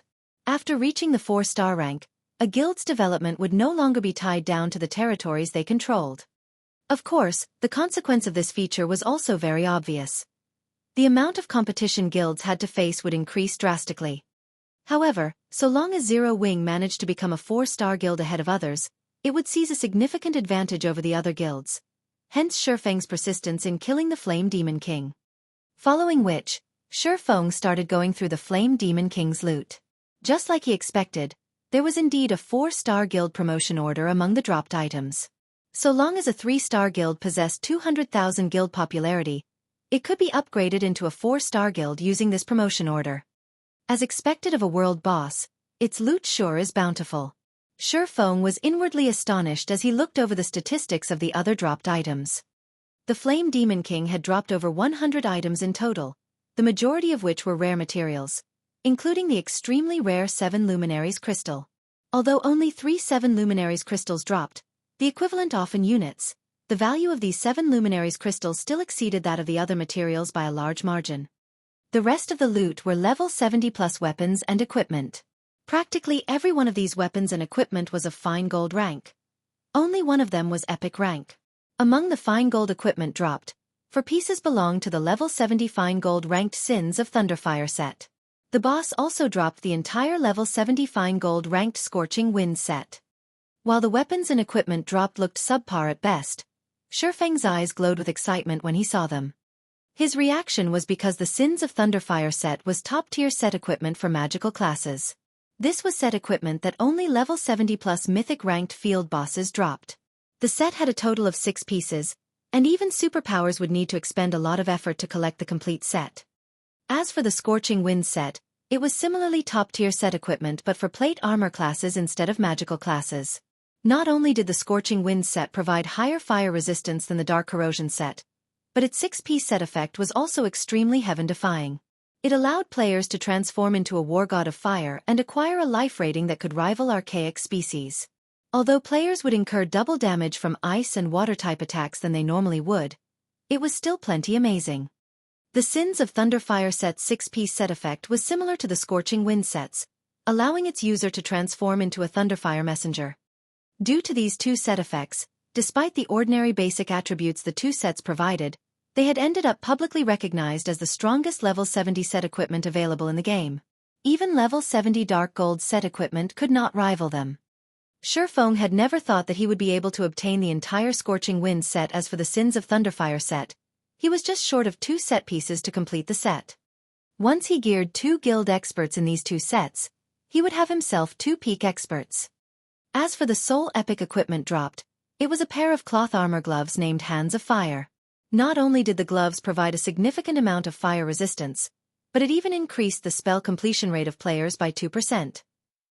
It also had a skill that allowed its user to summon a Lord-ranked fire familiar, making this pair of gloves perfect for Magicka class players that were not adept in melee combat. After Shifeng was done going through the Flame Demon King's loot, he then took out the Philosopher's hand from his bag and inspected it, suppressing the excitement in his heart as he looked through its attribute panel. As he needed to deal with the Flame Demon King before, he had not had any time to inspect the fully recovered Philosopher's hand. Now that the Flame Demon King was dealt with, he naturally had to take a good look at this legendary item, which had disappeared from God's domain in his previous life.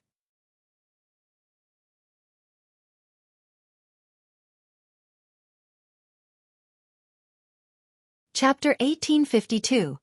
Complete Philosopher's Hand. The instant Shifeng retrieved the Philosopher's Hand from his bag, he felt the space around him grow heavier. It felt as if space itself couldn't withstand the pristine energy within the Philosopher's Hand. Now that Shifeng had the chance to get a better feel for the Philosopher's Hand, he felt a powerful inspiration well within him. His mind felt sharp and focused like never before. It was as if the world had faded away, leaving him alone with his thoughts. So, This is the true Philosopher's hand? Xueqi could not help his excitement as he gazed at the crimson bead in his hand. Philosopher's hand. Legendary rank item. A special gemstone crafted by the philosopher Erhard, containing incredible power that is capable of manipulating the soul. Additional passive effect. The wielder of the Philosopher's Hand will have all of their subclasses temporarily raised by 1 rank. Additional active skill 1 dash. Philosopher's Soul. Offers players guidance for 10 hours when crafting items. Cooldown. 12 hours. Additional active skill 2 dash.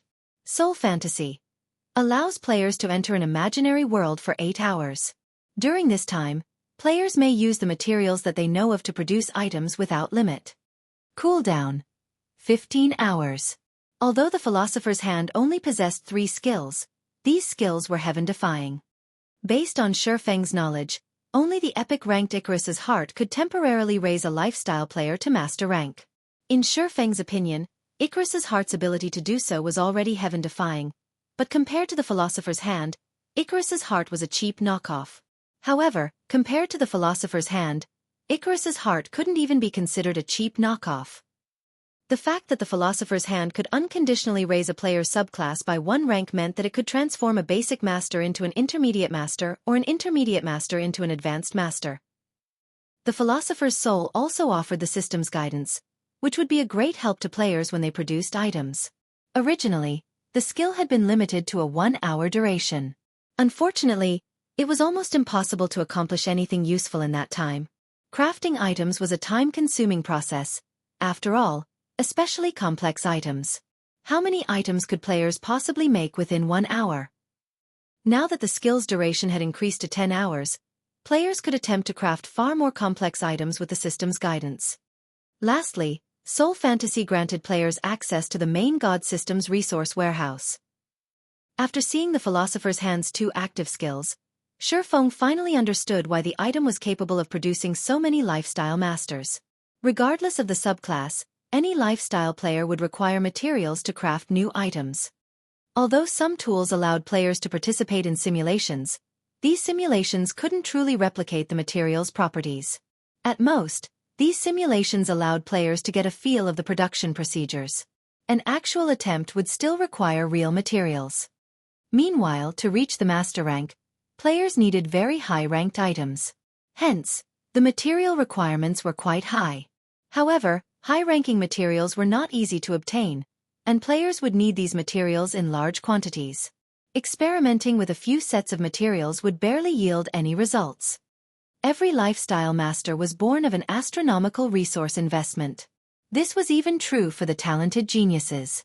Only, geniuses would need to spend fewer materials compared to ordinary lifestyle masters. However, with Soul Fantasy, players could experiment to their heart's content without worrying about lacking materials. Naturally, this would make new item creation very easy. I'm going to have a headache once I return. Xueqi revealed a bitter smile as he looked at the Philosopher's Hand. While he had acquired the alchemy treasure, there was still the matter of how to use it. There was only one Philosopher's Hand, yet the candlelight trading firm had tons of advanced lifestyle players waiting to use it. He would have to decide which players were worthy of the privilege. Most importantly, he'd have to worry about information leaks. Due to an information leak, Kingdom Sword, the Philosopher's Hand's owner in the past, had become a target for the various superpowers, eventually vanishing from God's domain altogether. Although Zero Wing was impressively powerful right now, if multiple superpowers decided to make it their target, it would suffer a similar fate. He needed to be extremely careful when using the Philosopher's Hand. Xueqi stored the Philosopher's Hand and exited the Scorched Valley. When Zero Wing's members, whom Violet Cloud had resurrected, saw Xueqi emerge, they breathed a sigh of relief. Due to the Flame Demon King's outburst, the entire team had been annihilated in an instant. They had barely bought their guild leader any time. Guild leader, how did the quest go? Aqua Rose asked worriedly. Not only were high-ranked quests incredibly dangerous, but they also gave players very few chances of success. Plenty of quests only gave players a single attempt, and since their deaths had been so unexpected, they knew it was likely that this attempt had been a failure. Hence, Aqua Rose wondered if they'd have a second chance. On the off chance that this quest didn't offer a second chance, Shufeng would have to suffer the system's penalty. To ordinary guild experts, suffering a system penalty wouldn't be much of a problem. At worst, if the penalty were severe, they could just start over with a new account. However, Shufeng was different. He was Zero Wings guild leader. If he suffered such a severe penalty, it would shake the very foundation of the guild. Relax. I completed my quest, Shufeng said, chuckling at the worried expression on Aqua Rose's face. That's wonderful. I worried that we had failed the quest and you'd have to pay a high price for it. Now that the quest is complete, we didn't waste our trip here, Aqua Rose said, breathing a sigh of relief. She then looked at Shufeng curiously and asked, "But, guild leader, you really are amazing. You actually escaped the Flame Demon King after completing your quest. Looking at the terrain, there should only be one path out of the valley. How did you manage to hide from the boss, guild leader?" She had experienced the Flame Demon King's frightening might personally. The world boss had been beyond terrifying. It was basically a god to current players. She found it very difficult to imagine any players defeating the Flame Demon King, even after reaching the same level. She didn't even know if a 100-man team of level 100 players had any hope against the Flame Demon King. Hearing Aqua Rose's question, the rest of Shufeng's team turned towards him, curious. The Flame Demon King had slain Turtledove, a tier 2 metric tons who had activated her berserk skill, in just 3 hits, yet Shufeng had escaped the boss unharmed. It was incredible. Hide? I wish I could have hidden from it, but the valley is only so large. Where would I possibly hide? Shufeng said, shaking his head. Ha! If you didn't hide from it, how did you get away safely, guild leader? Didn't the Flame Demon King discover you as you left? Shufeng's reply on confused Aqua Rose further. When the Flame Demon King had killed her, she had caught a glimpse of the boss as it charged back into the valley, where Shufeng had still been. It discovered me, of course, Shufeng said, smiling. But rather than wait for it to attack, I decided to strike first. Then, guild leader, how did you get out? Aqua Rose asked, utterly confounded. Did you use an auto-resurrection tool? Although auto-resurrection tools were very rare and precious in God's domain, they were nothing new. Aqua Rose couldn't think of any other way that Shufeng would have escaped the Flame Demon King's pursuit. Take a look at this, Shufeng said, smiling as he retrieved a gigantic crimson crystal ball from his bag. The fire-type mana within the crystal ball was so dense that the ambient fire-type mana automatically gathered around it. Isn't that a flame core? But the fire-type mana in the core is incredibly dense. It's even denser than the flame cores we obtained from Great Lord-ranked flame demons. Looking at the gigantic flame core in Shufeng's hands, Aqua Rose realized a possibility. Doubtfully she asked, "Could it be? Guild leader, did you kill the Flame Demon King?"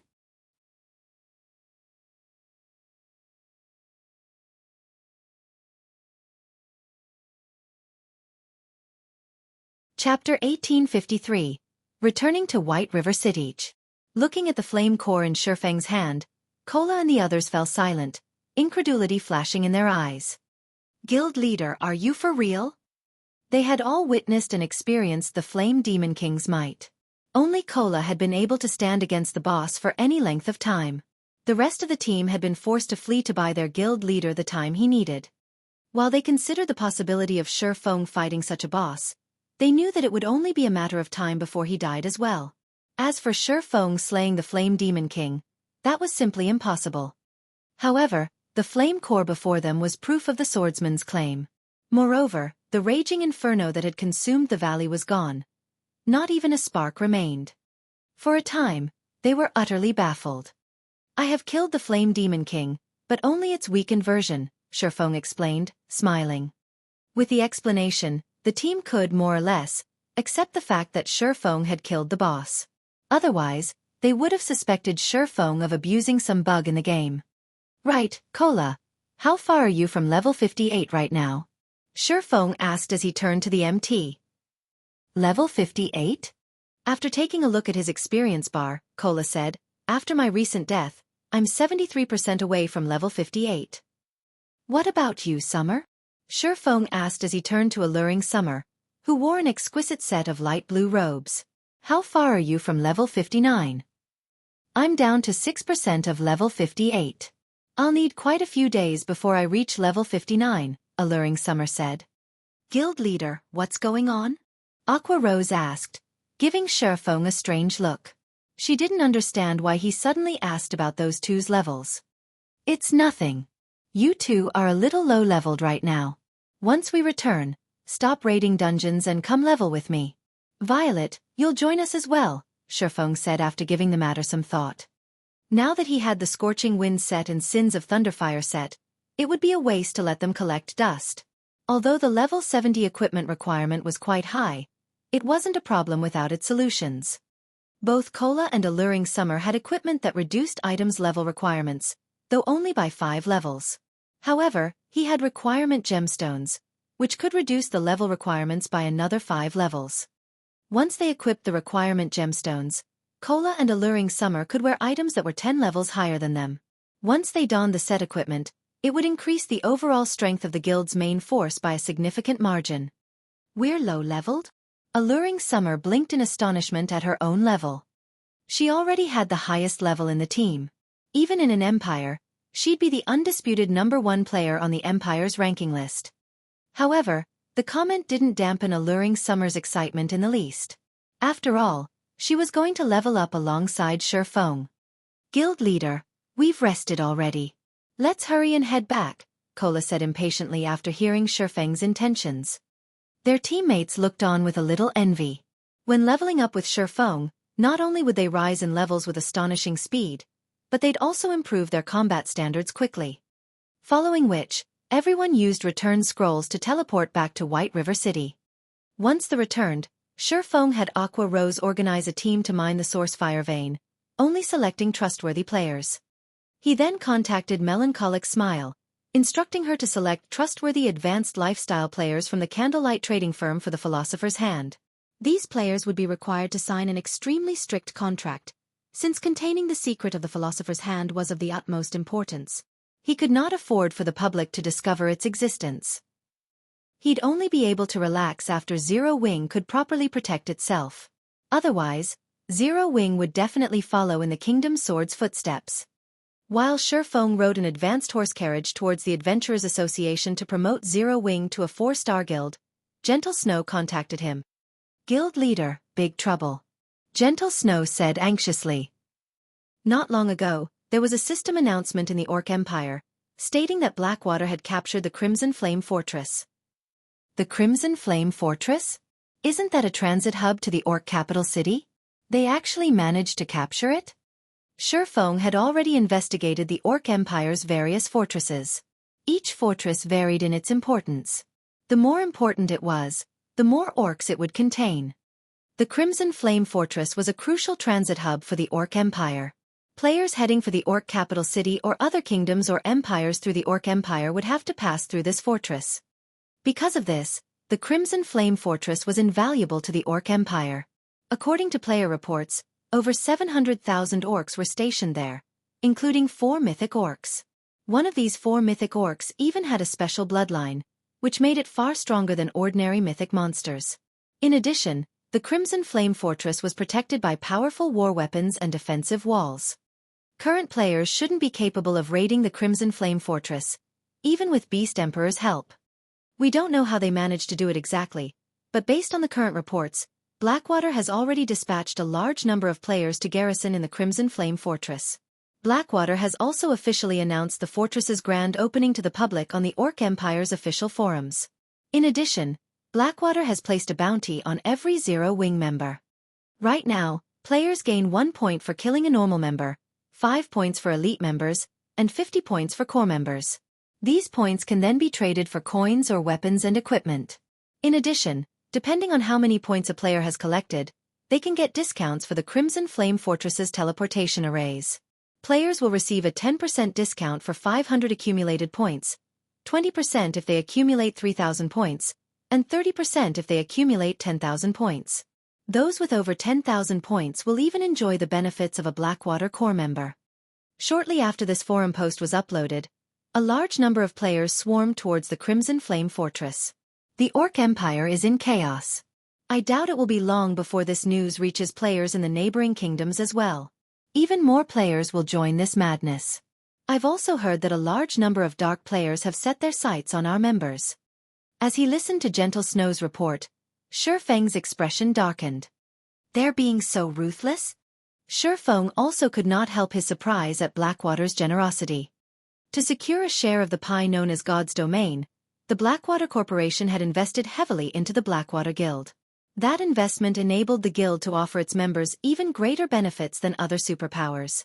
As a result, many expert players had sought to join the guild, especially when they had learned of its core member benefits. The benefits were so generous that even large guilds' upper echelons envied Blackwater's core members. However, becoming a core member in Blackwater wasn't easy. It wasn't enough to be an expert player. One also needed a list of noteworthy achievements. Moreover, Blackwater limited the number of core members the guild could have at a single time. With how many expert players Blackwater had, it was easy to imagine how difficult it was to become a core member. Even so, a vast number of players did everything they could to achieve that status. Now that Blackwater offered those same benefits for kill points, how could players ignore the temptation? Moreover, by doing so, Blackwater could scout for true peak experts. Even if Blackwater couldn't convince these peak experts to bear the responsibility of a core member, the guild could persuade these experts to become allies. Guild leader, should we limit our guild members' activity within the Orc Empire? Gentle Snow suggested. No. Shufeng shook his head. We're already limited to a small area. If we reduce that further, our members in Silverwing Town won't be able to level up. Since Blackwater has already declared war against us, then we'll prepare for war as well. Post an announcement on the Orc Empire's forums, stating that Zero Wing will offer the same point system as Blackwater. But Blackwater has too many advantages over us. Even if we establish a similar system, I'm afraid that very few people will side with us, Gentle Snow said worriedly. Relax. I have a surprise for Blackwater, Shufeng said, smiling. Shufeng disconnected the call as the carriage arrived before the Adventurers Association. After alighting from the carriage, he walked into the building, brimming with confidence.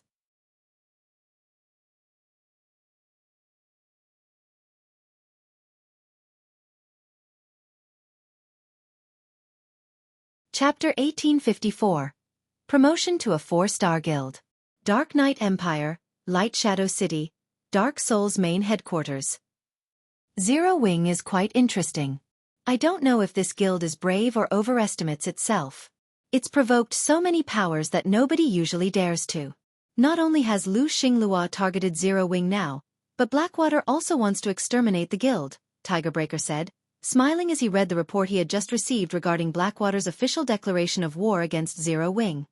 This latest move from Blackwater was particularly vicious.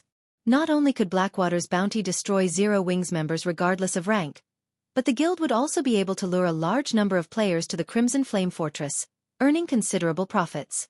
In addition, it would have its pick of peak experts, killing 3 birds with 1 stone.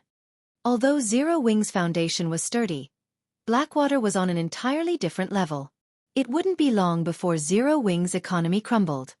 Alliance Master, should we proceed with our original plan? Pathless, the Tier 2 Elementalist, quietly asked from beside Tigerbreaker. Of course. We had only accepted Starlink's commission, but now that Blackwater has joined the fray, not only are we going to proceed with our plan, but we'll also increase the number of participating members, Tigerbreaker said, snorting. We suffered quite a loss at Zero Wing's hands. It's time for Zero Wing to pay back that debt tenfold. Notify every adventurer team and tell them to send their experts to the Or Empire. I'll take command of the operation personally. We'll teach Zero Wing to fear Dark Soul. Understood. Pathless nodded slightly, a hint of excitement flashing in his eyes. Since Dark Soul had grown famous, his and Tigerbreaker's adventurer team, the strongest in the Alliance, had rarely taken action. Normally, they left the toughest commissions to the Dark Hunters and Shadow Claw adventurer teams. White River City, Adventurers Association. As soon as Shufeng entered the building, he noticed players crowding the lobby, chatting about Blackwater and its Crimson Flame Fortress. Blackwater is amazing. It actually captured the Crimson Flame Fortress so quickly. Exploring the Or Empire will be much easier now. I've also heard that the Crimson Flame Fortress can teleport players to any nearby locations like Zero Wing City. We'll be able to avoid the ore's inspection points in the Empire's inner region and reach its core area. That's right. I've heard that the Empire's core area is basically a treasure trove. It has a lot of rare ores and herbs, and the monsters in that area provide far more EXP than in the inner region. If we can get into the ore capital city, we'll have an even greater time. I've heard that the monsters in the regional dungeon have a chance of dropping magic crystals. I've heard that as well. The ore capital city is an extremely rare Azura mode regional dungeon. Moreover, it's a level 50 to level 100 super large-scale regional dungeon. Including the fact that it's in a neutral map, it'll offer far better loot than any regional dungeon available right now. Zero Wing is in trouble this time. Now that Blackwater has made such a vicious move, I'm afraid Zero Wing will struggle to survive in the Ore Empire. I've heard that quite a few known and top adventurer teams were doing everything they could to garrison in Silverwing Town, but those that succeeded probably regret their decisions now. When the players in the lobby spoke about the Crimson Flame Fortress, their eyes glowed with excitement and anticipation. When they spoke about Zero Wing, their tone carried disappointment and pity. At this point, nobody had an optimistic view of Zero Wing's chances against Blackwater. After all, the difference between both sides was simply massive. Previously, Zero Wing had held its ground thanks to Silverwing Town, but now that Blackwater had secured the Crimson Flame Fortress, Zero Wing had lost the advantage Silverwing Town granted. News sure spreads quickly.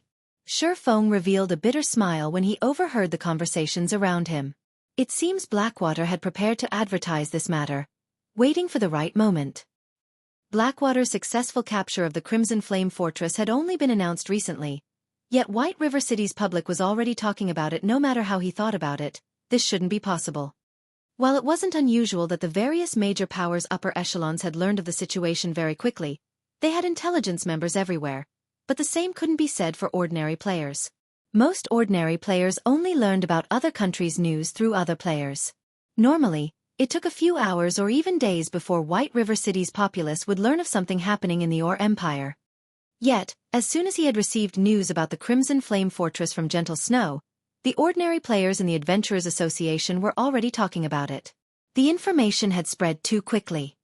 The only explanation was that Blackwater had sent some of its members to White River City to talk about the news, secretly spreading the word. However, Xueqi did not particularly mind as he headed toward the association's second-floor hall. As Xueqi arrived before the VIP counter on the second-floor hall, he received a call. The caller was none other than Phoenix Rain. Guild leader Black Flame, I've just heard about Blackwater's declaration of war on Zero Wing. As an ally, how can I be of help? Phoenix Rain asked. Zero Wing's development had progressed well lately. Moreover, Zero Wing's naval force continued to grow stronger, assisting her on Thunder Island. This help gave her more leeway. Now that Zero Wing was in such a predicament, she had to pay back the debt she owed. Since Phoenix Pavilion Master has offered, I won't shy away. I've been informed that Blackwater has been quite close with Nine Dragons Emperor recently. I'm guessing that Nine Dragons Emperor helped the guild capture the Crimson Flame Fortress. I hope that you can help me hinder Nine Dragons Emperor as much as possible, Xueqi said, his gratitude obvious in his voice. That won't be a problem. I'll send some people to cause him some trouble. We'll make sure that Nine Dragons Emperor has no time to assist in the Ore Empire, Phoenix Rain said, nodding. However, Blackwater and Beast Emperor are still allies. Their combined forces should not be underestimated. I can have Blue Phoenix lead a team of experts to assist you. Although they wouldn't be enough to contend with Blackwater and Beast Emperor's forces, they can deter dark players from participating. That won't be necessary. Blue Phoenix is your capable and trusted aide. She must have a lot to do, as well, Xueqi said, chuckling. As for Blackwater, Beast Emperor, and the dark players, I have a plan to deal with them. They'll soon learn that Zero Wing shouldn't be trifled with. He knew that Phoenix Rain had her own issues right now. The struggle on Thunder Island was far more troublesome than the struggle in the Ore Empire. Every competitor on Thunder Island was a superpower with an extraordinary foundation, and a single misstep could eliminate one from the competition. If Phoenix Rain could prevent Nine Dragons Emperor from joining the fight in the Ore Empire, that would be enough. All right. If you need extra funds, you can contact me for help at any time. Phoenix Rain was a little surprised that Xueqi had rejected her goodwill, but it wouldn't be right to insist on sending him reinforcements. After discussing the dark corrosion set, Phoenix Rain disconnected the call. Big Sis Rain, how did things go with Zero Wing? Should I lead some of my men over? Blue Phoenix asked curiously. Not at the moment. It seems that Zero Wing has already prepared for this. However, since Blackwater has decided to go all out, I doubt those preparations will last very long. It's best if you are ready to head out at a moment's notice, Phoenix Rain said. I understand. Blue Phoenix nodded. She felt as if Zero Wing was being too stubborn this time. Blackwater had occupied the Iron Empire, and its development speed was ridiculously fast. Even the great Pavilion Master was awed by Blackwater's success. Blackwater even had more experts than the Dragon Phoenix Pavilion right now. The guild only lacked Domain Realm experts. However, while Blackwater didn't have Domain Realm experts, it had countermeasures for such monstrous players. Otherwise, it wouldn't have been able to remove the super first-rate guilds that had occupied the Empire. Meanwhile, inside a VIP room of White River City's Adventurers Association. Lord Protector, how may I be of service today? An NPC senior administrator asked Xueqi respectfully. I wish to promote Zero Wing to a 4-star guild. Here is the promotion order, Xueqi said. He then retrieved the 4-star guild promotion order and placed it on the table for the senior administrator to inspect.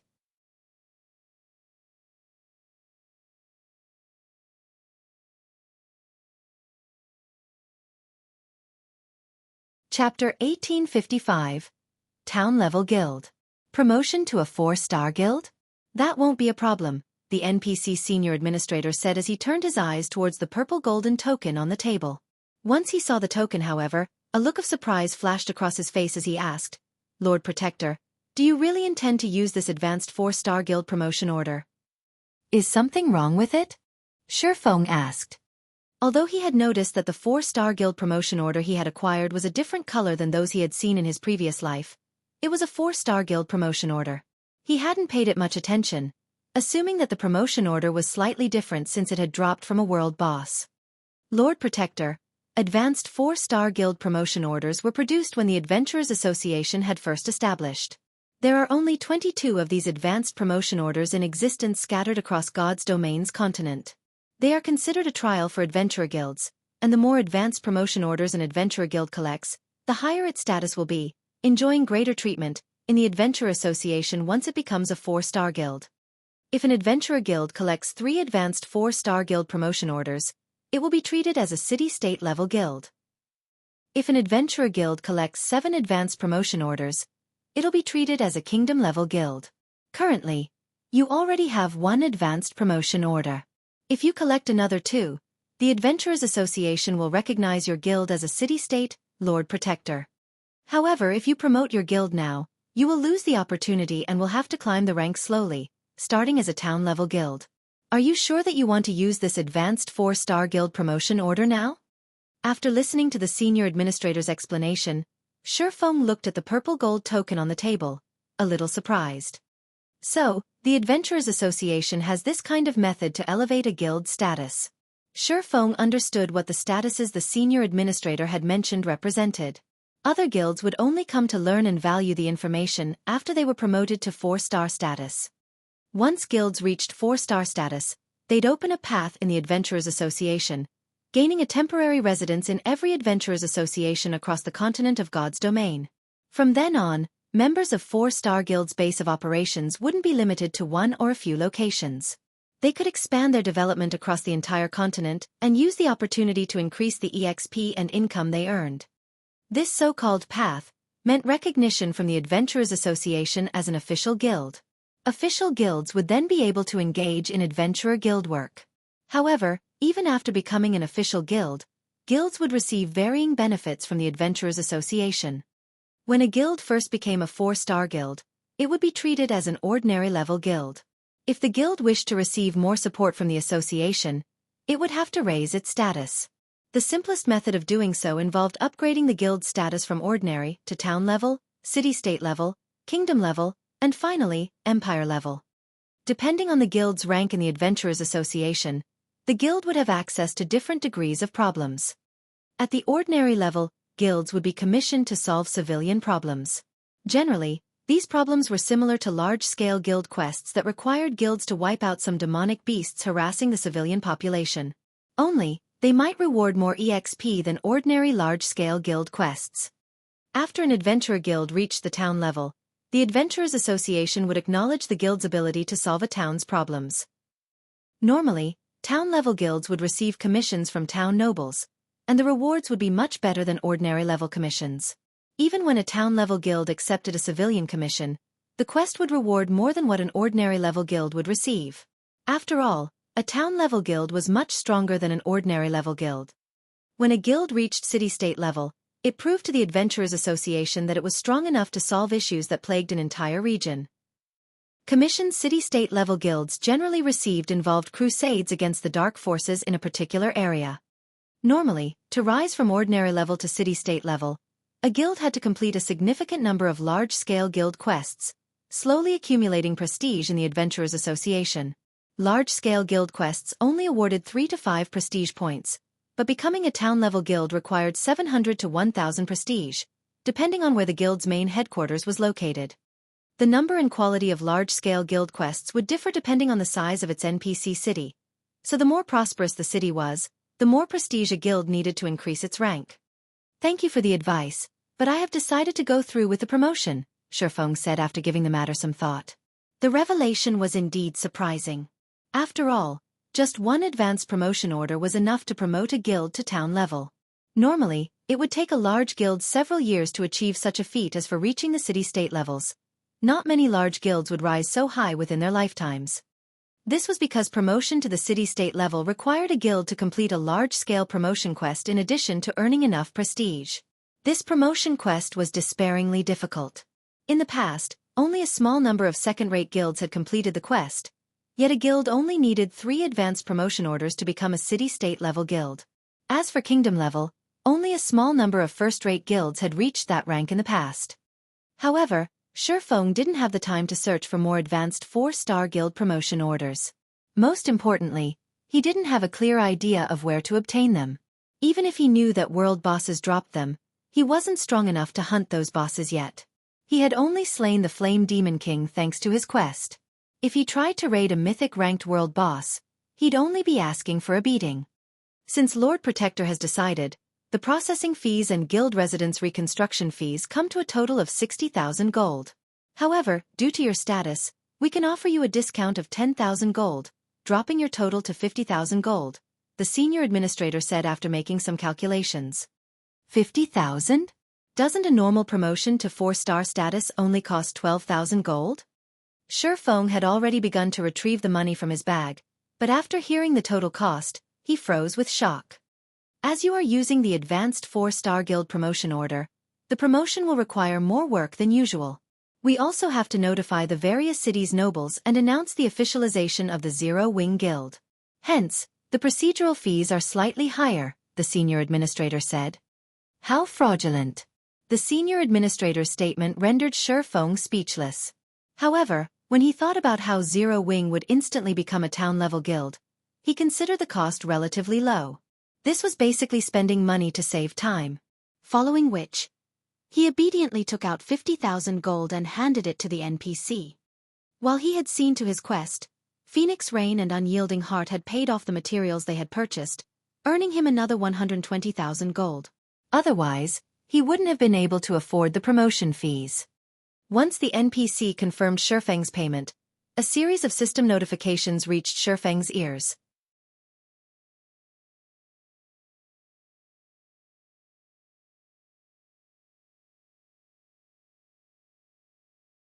Chapter 1856. Shock. Star Moon Kingdom Region System Announcement. Congratulations to Zero Wing for becoming Star Moon Kingdom's first 4-star guild. Rewarding 1 set of intermediate guild defensive magic arrays, 3,000 gold in guild funds, and 50,000 guild popularity. Guild emblem upgraded to Mysterious Iron rank. Star Moon Kingdom Region System Announcement. Congratulations to Zero Wing for becoming the first guild to own a 4-star guild residence.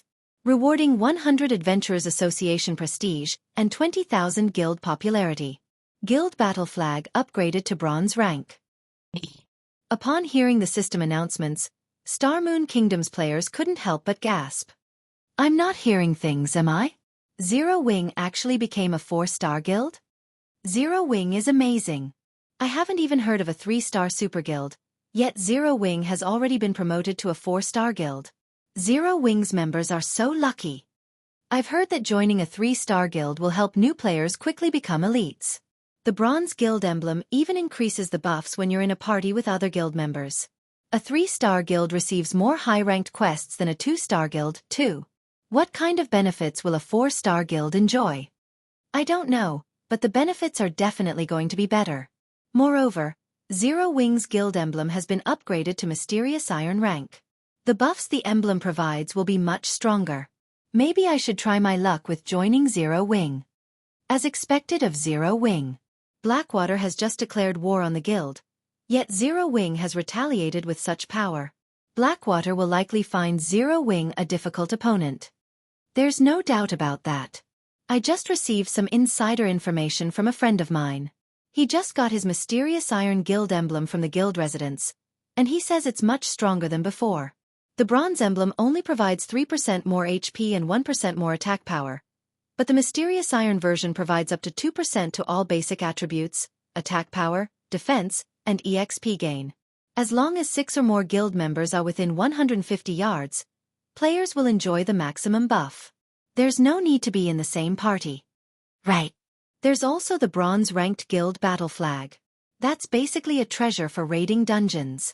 As long as you purchase it, you can plant it in a dungeon, and all guild members within 200 yards will receive a 10% increase to all attributes for 5 minutes. After seeing the system announcements, Star Moon Kingdom's independent players engaged in a heated discussion on the official forums.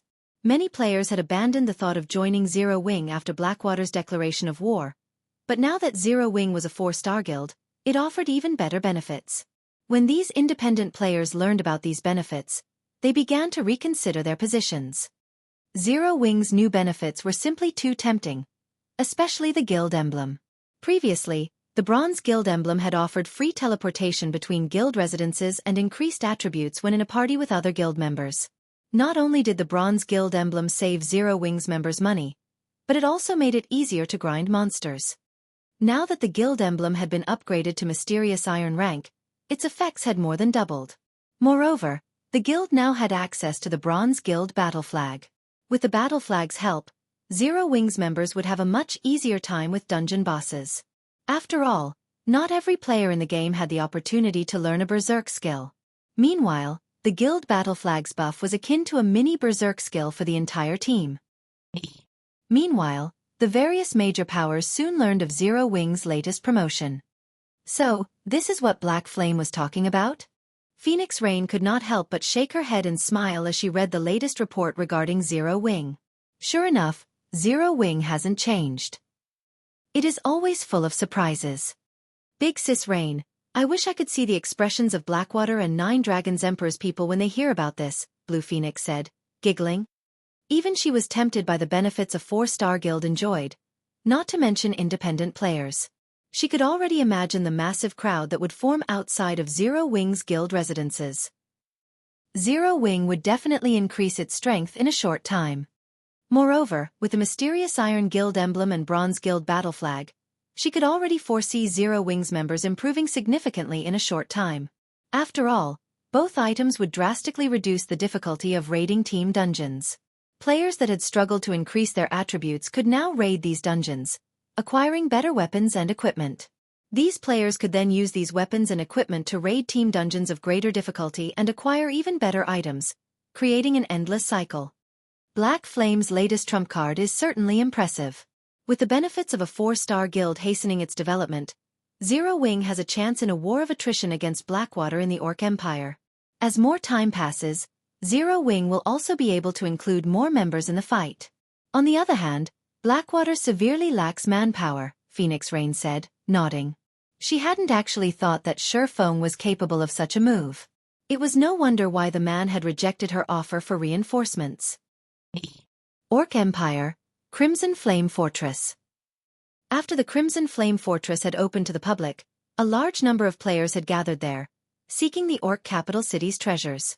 The fortress's player population was even more frightening than Silverwing Town's. However, while the town was quite lively, the meeting room in the castle was not. Vice Guild Leader, according to our investigation, many experts from the neighboring kingdoms have begun to consider visiting Star Moon Kingdom to join Zero Wing due to its promotion to a 4-star guild, Falling Fire said, reading the report in his hands with a grim expression. All 20-plus guild upper echelons inside the meeting room were deathly silent as they looked at the woman in the seat of honor. The woman had long light red hair draped over her shoulders, and she wore a suit of sacred crimson armor. The woman looked to be around 25 or 26 and radiated a majestic charm. However, when everyone present looked at this charming beauty, fear and cowardice overwhelmed them, clear on their faces. Even Falling Fire, who was responsible for Blackwater's forces in the Orc Empire, only engaged this woman with trepidation. Their reaction was not because she was a level 57, Tier 2 shield warrior. Rather, it was due to her identity as one of Blackwater's vice guild leaders and her title as the Iron Valkyrie, granted by the secret pavilion. Xuanwu Qisha. Despite her age, Xuanwu Qisha had become a master-level expert in the Blackwater Corporation's dojo. She was also one of the corporation's heirs. After joining God's domain, she had displayed monstrous talent. First, she had defeated over 50 experts on the God's domain experts list. Then, she had challenged several old monsters from the various superguilds before leading Blackwater's forces to dominate the Iron Empire, relying on her vicious tactics until she secured the guild's position as the Empire's overlord. Now, to secure Blackwater's hold of the Orc Empire, she had arrived to oversee the guild's development personally. She was also responsible for the plan to target Zero Wing. Then, can anyone here tell me why we only learned about Zero Wing's promotion after the fact? Xuanwu Qisha asked softly as she swept her gaze over the people before her.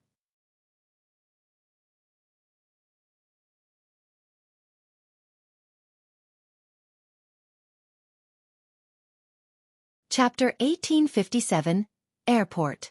The atmosphere inside the quiet meeting room became even tenser at Xuanwu Qisha's question.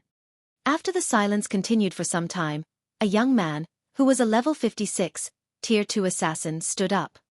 Vice Guild Leader, my subordinates did not do their job properly and failed to notice Zero Wing's actions in time. Afterward, I'll have them transferred. No, I'll send them packing right away. The assassin youth said nervously. Blackwater has no need for incompetent people. When everyone present heard the intelligence team leader's decision, they did not express any opinions about it. Neither did they feel surprised by it. After all, the vice guild leader before them was extremely vicious in her actions. Moreover, her viciousness wasn't limited to her enemies but extended to her allies as well. Xuanwu Qisha did not tolerate mistakes from her subordinates. A subordinate that slipped up would incur terrifying consequences. Not to mention, Zero Wing's promotion to 4-star guild was a huge incident.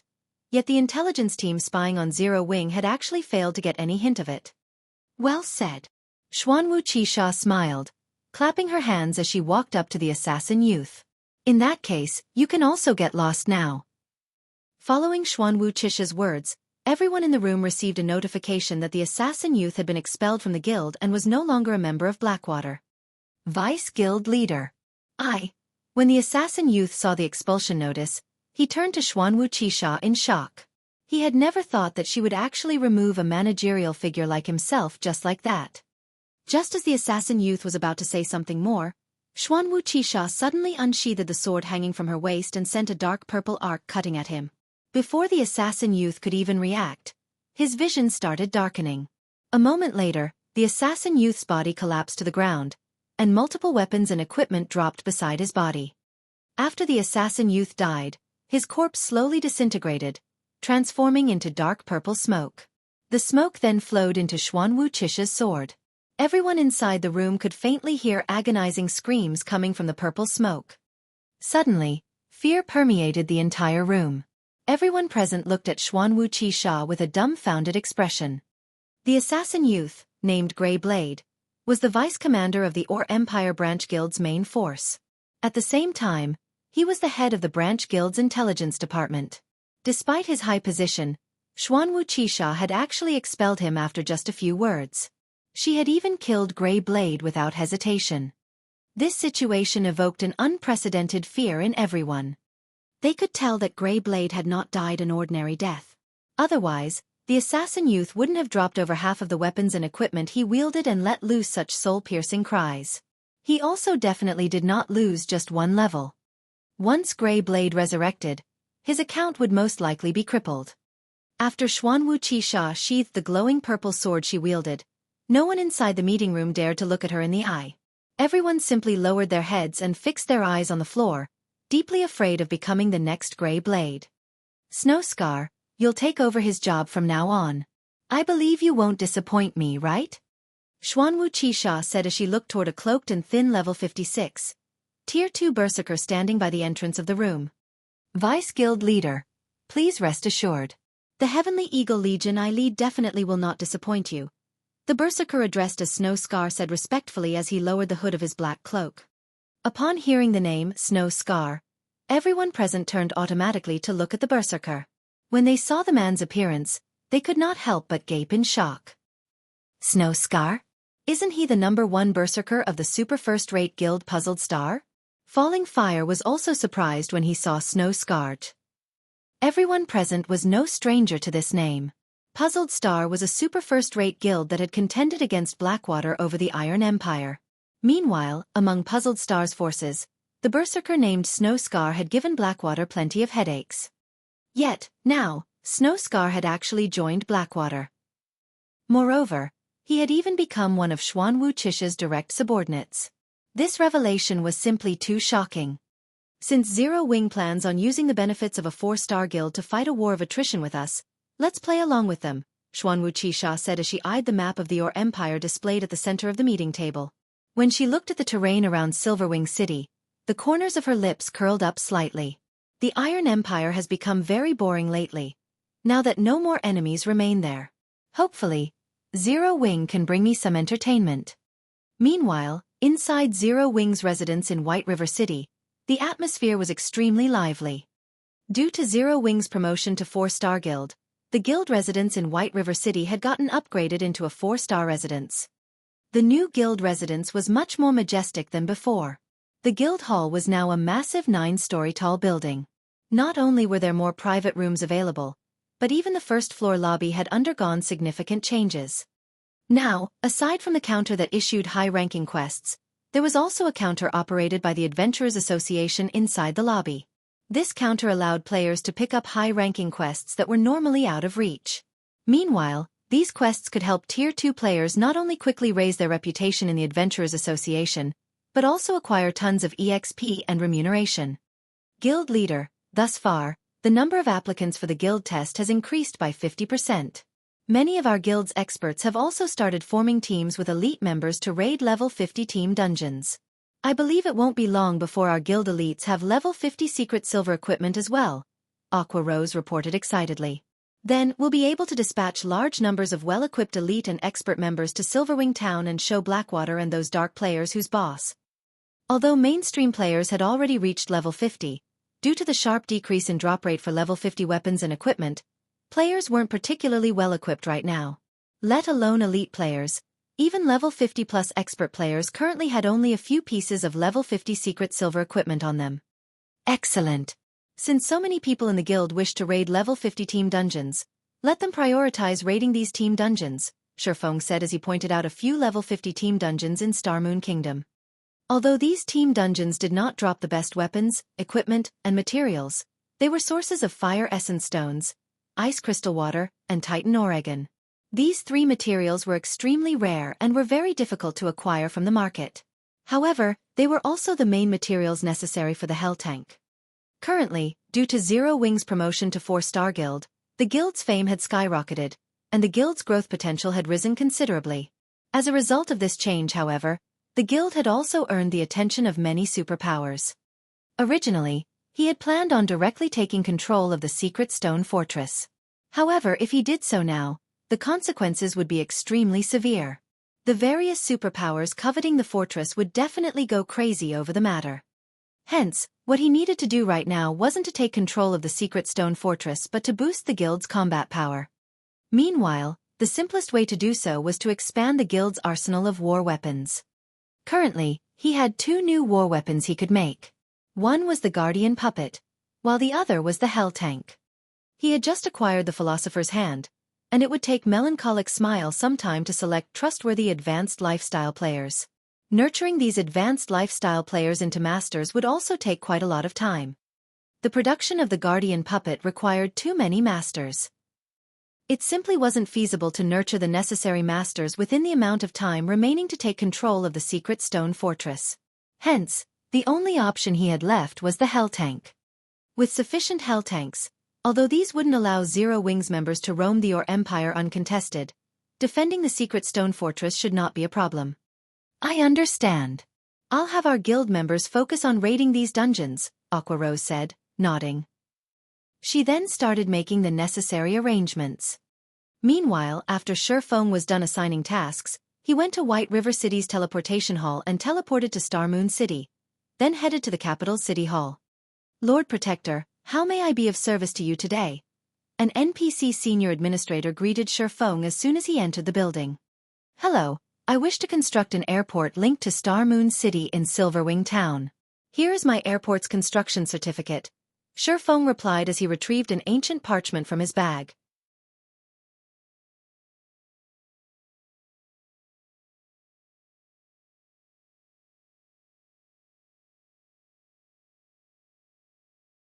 Chapter 1858. Medium Airship.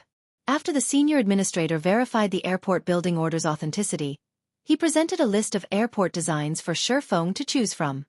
Unlike other advanced constructions, players only needed an airport building order to construct an airport. The airport size would depend on the player's budget. Players had 3 sizes to choose from: small, medium, and large. The larger an airport was, the more airship docks it would have. Moreover, the system would allocate higher quality airships. How expensive! As Xueqi examined the various airports' prices, he felt like a poor bastard. The cheapest airport on the list the senior administrator had provided cost 50,000 gold to construct, whereas the most expensive small airport cost 150,000 gold. Needless to say, the medium and large airports cost even more. Although he had known the minimum price for constructing a small airport, he hadn't expected such a large price disparity between the cheapest and most expensive small airports available. Of course, the most expensive small airport was worth every coin. The 50,000 gold airport looked shabby next to the 150,000 gold option. The 50,000 gold airport only had 4 small docks, which were only available to ordinary small airships. The 150,000 gold option had 6 small docks, and all 6 housed small bronze airships. Not only were small bronze airships 30% faster than ordinary small airships, but their load capacity was also 50% higher. The profits a small bronze airship could generate was more than double that of an ordinary small airship. However, after deducting the promotion fees he had paid earlier, he only had a little over 90,000 gold on hand. It was obviously not possible to construct the best small airport available right now. Moreover, if he wished to become the Secret Stone Fortress's advanced manager, he needed to fork over another 60,000 gold. He still had 2 days left before he had to pay the 60,000 gold for the Secret Stone Fortress. Although he could earn a lot of money through the guild's territories and selling the rare materials from the Ice Crystal world, he should have barely enough money for the cheapest airport and the required fees for the Secret Stone Fortress with the total profits. It seems I have no choice but to go with the cheapest option for now and rebuild a better one once I have the money to do so. Xueqi could not help his sigh as he read the list. As long as players qualified to build an airport in a town, they could build whatever kind of airport they wished. However, once an airport had been constructed, it couldn't be upgraded. If players weren't satisfied with their small airport and wanted to construct a medium airport, they'd have to remove the current construction and build the desired airport from scratch. In other words, players would have to pay the full price for a medium airport, rather than the price difference. This was why even super guilds didn't dare to expand their airports casually. Lord Protector, as you are the first heaven-blessed individual in Star Moon Kingdom to construct an airport, we have 2 additional small airport models and 1 medium airport model we can offer. May I know if you are interested in seeing them? The senior administrator asked, smiling at Xueqi, who was deep in thought. Let me take a look. Xueqi's eyes glowed with interest when he heard the NPC's offer. This additional recommendation was the equivalent of a bonus reward. Naturally, he wouldn't ignore the potential opportunity. The senior administrator then retrieved a second list, handing it to Xueqi. Although the list only had one page, listing only 3 airport variations, descriptions covered the page. Only a fraction of the descriptions included simple introductions, while rules and regulations took up the majority of the page. Model 024. Small Airport. Price: 150,000 gold. Has 5 small docks, each equipped with a small bronze airship. Has 1 medium dock, equipped with a medium bronze airship. Installment plan: down payment of 60,000 gold and pay an additional 200,000 gold within 1 month. If payment is not completed within that time, the airport will be repossessed. Model 039. Small Airport. Price: 180,000 gold. Has 6 small docks, each equipped with a small bronze airship. Has 1 medium dock, equipped with a medium bronze airship. Installment plan: down payment of 80,000 gold and pay an additional 240,000 gold within 1 month. If payment is not completed within that time, the airport will be repossessed. Xueqi couldn't ignore the temptation of these 2 models. Not only could he pay in installments, but the small airports even had a medium dock and a medium bronze airship. Normally, this benefit was only included with medium airports. A medium airship wasn't just larger than a small airship. It also allowed NPC merchants to transport large and special cargo that small airships couldn't handle. As for the medium airport the NPC recommended, Xueqi had instinctively ignored it. 500,000 gold was more than enough of a reason to pass the option by. Lord Protector, are you satisfied with the airports listed? The senior administrator asked. If you cannot decide or lack sufficient funds, we can reserve these 3 options for you for 3 days. No need. I'll go with Model 024, Xueqi said without hesitation. He definitely couldn't afford the medium airport, even if he bankrupted himself. As for Model 039, he would have chosen it if he could have. After all, it only cost an additional 30,000 gold, or a total of 60,000 if he chose the installment plan, for an additional small dock and small bronze airship. However, if he paid the 80,000 down payment, he would have a very difficult time collecting the 60,000 gold required to claim the secret stone fortress. Hence, he had chosen Model 024. Although paying the remaining 200,000 gold within 1 month would be a little troublesome, with Zero Wing's current development rate, it wasn't entirely impossible. Moreover, with an additional medium dock and medium bronze airship, his airport would likely generate enough income to cover a significant portion of his debt. Furthermore, the airport's construction would increase the income from Silverwing Town's other facilities.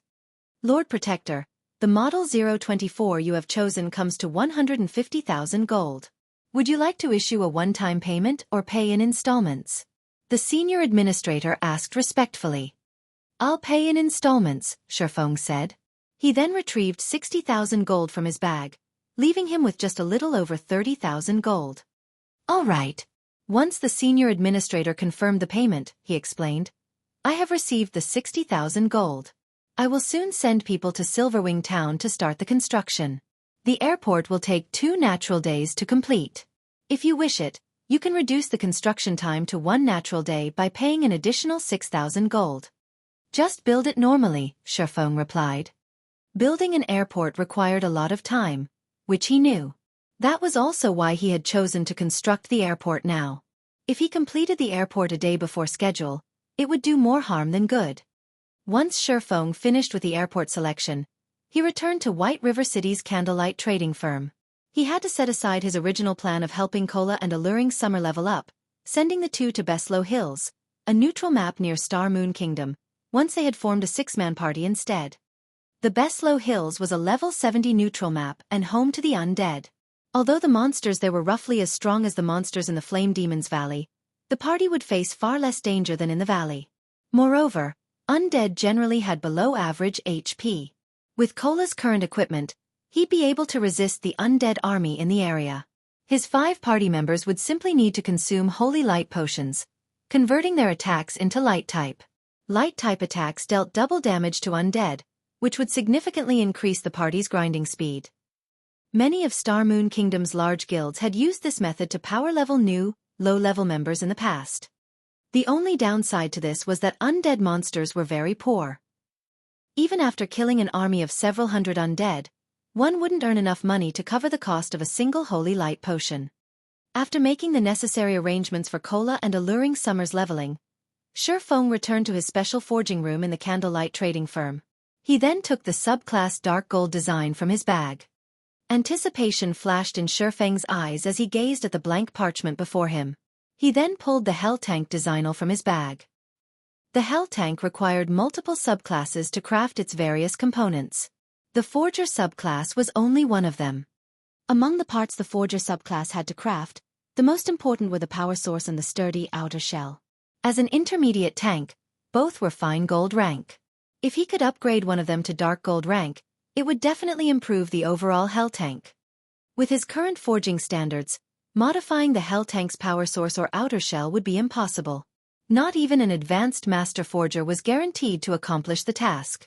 However, the subclass dark gold design before him could forcefully modify and upgrade a low-rank design to dark gold rank, making the impossible possible.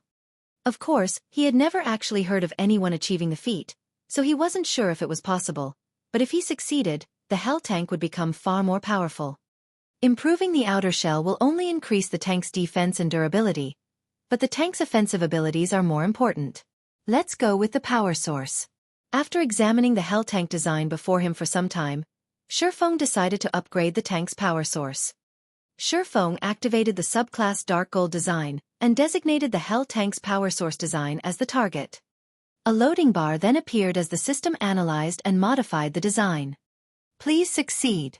Xueqi silently prayed as he watched the loading bar slowly fill. TL Notes. Hell Tank. Changed Hell Chariot from Chapter 1771. Hell Tank.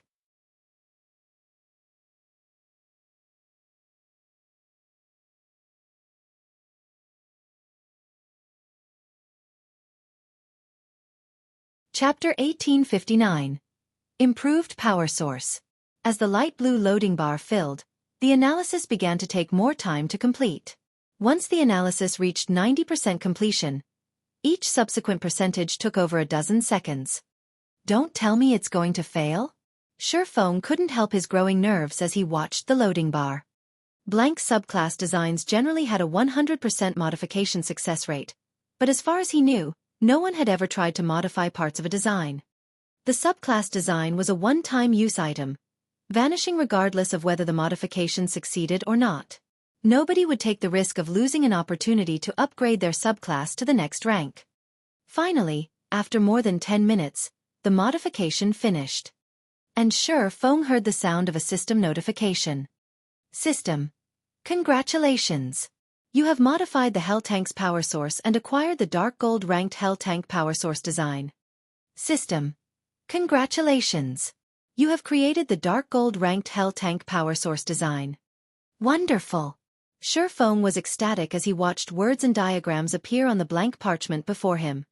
Now that he had created a new dark gold item, he only needed to accumulate 100,000 forging proficiency points to become an intermediate master forger. Following which, Xueqi eagerly clicked to inspect the dark gold power source design. The upgrade would improve the power source's transfer of energy throughout the Hell Tank. Not only would this increase the Hell Tank's movement speed, but it would also increase the power of the tank's cannons.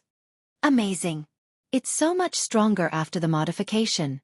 Xueqi was astonished as he inspected the upgraded power source. At the fine gold rank, the power source could supply anywhere from 200 to 300 units of energy per second. This energy would power the Hell Tank's movement, defenses, and attacks. After its upgrade to dark gold rank, the power source could generate between 320 and 400 units of energy per second. In terms of performance, the power source had improved by more than 30%.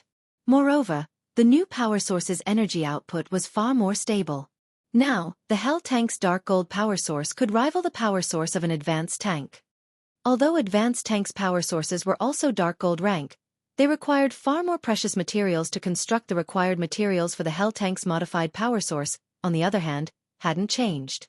Only, the design now required a higher quantity of materials. The fact that it could rival an advanced tank's power source was amazing. The various empires commanded advanced tanks to combat mythic monsters. These war weapons weren't available to players.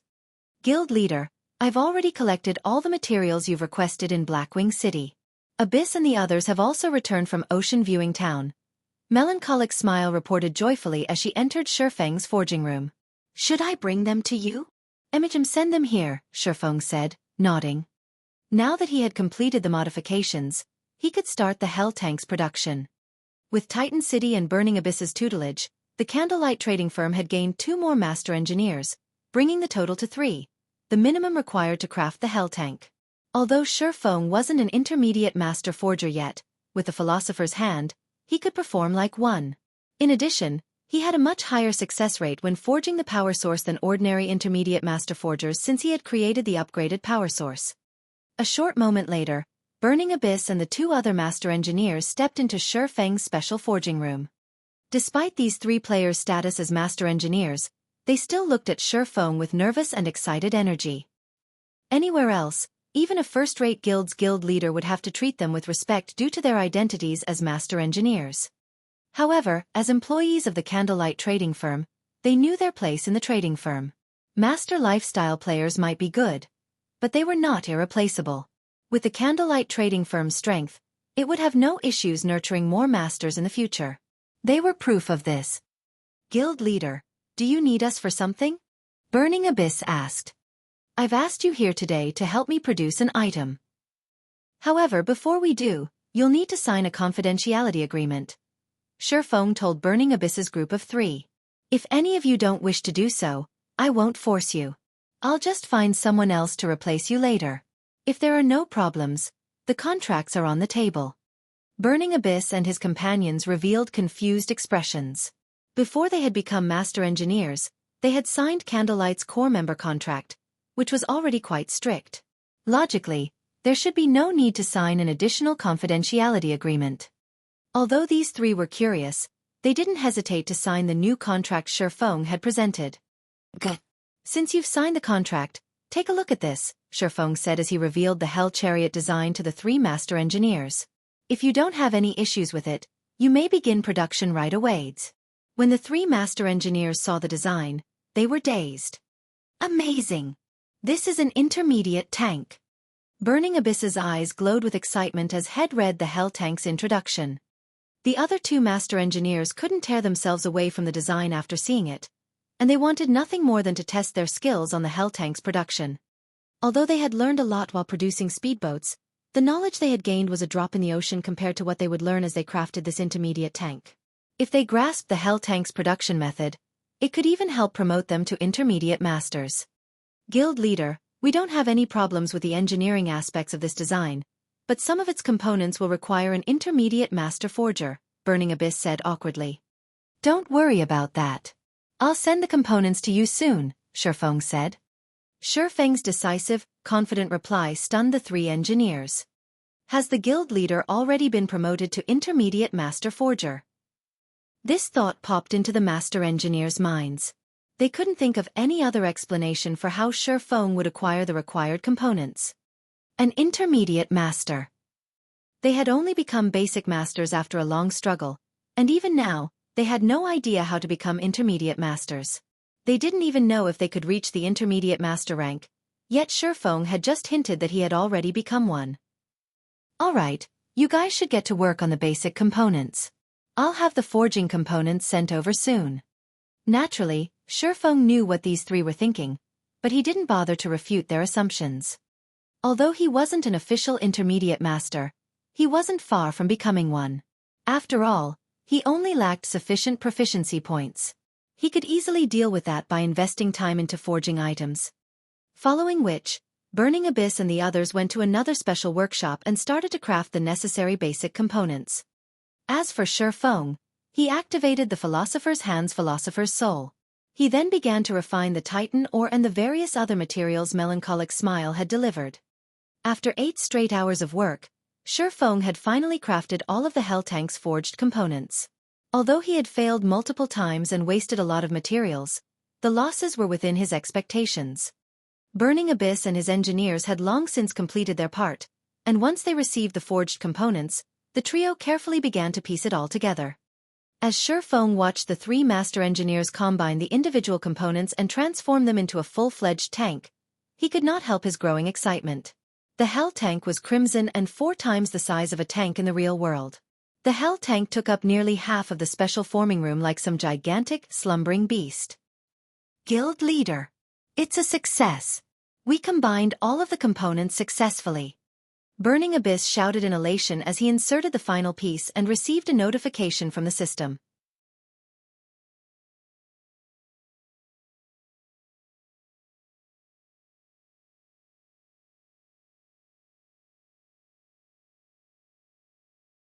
Chapter I-860 New Hell Tank.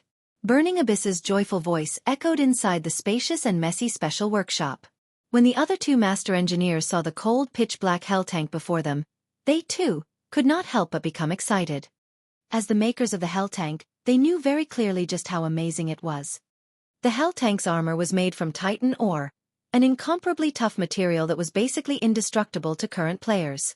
If players couldn't damage the Hell tank's armor, then they wouldn't be able to reduce its durability, either. With the frightening mana output of the Hell tank's power source, the tank would be capable of rolling over any Tier 3 monsters in its path. As for Tier 2 players, they were no different from powerless children before the Hell tank. The destructive power of the Hell tank's body itself was already plenty troublesome to players. What more the firepower the Hell tank possessed.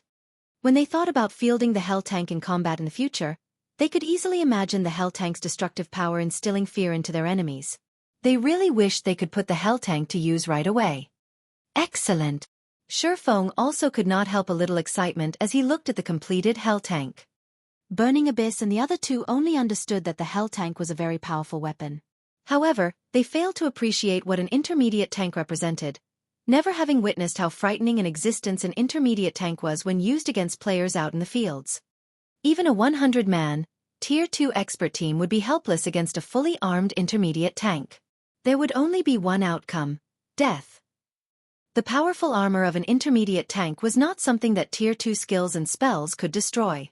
Only Tier 3 attacks stood a chance of damaging an intermediate tank slightly.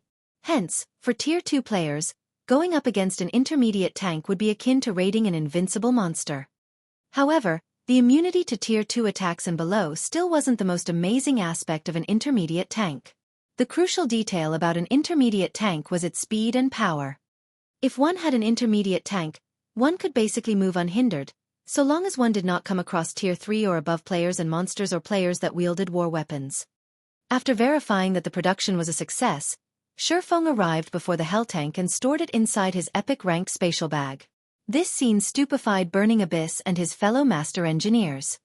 The Hell tank wasn't an item that could be stored whole in a player's bag space.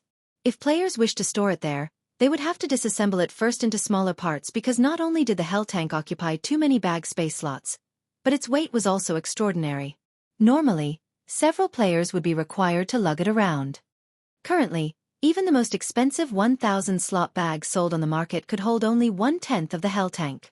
If one wanted to store the entire Hell tank in a single bag, said bag would need a capacity of 10,000 slots. However, this was still not the most crucial point.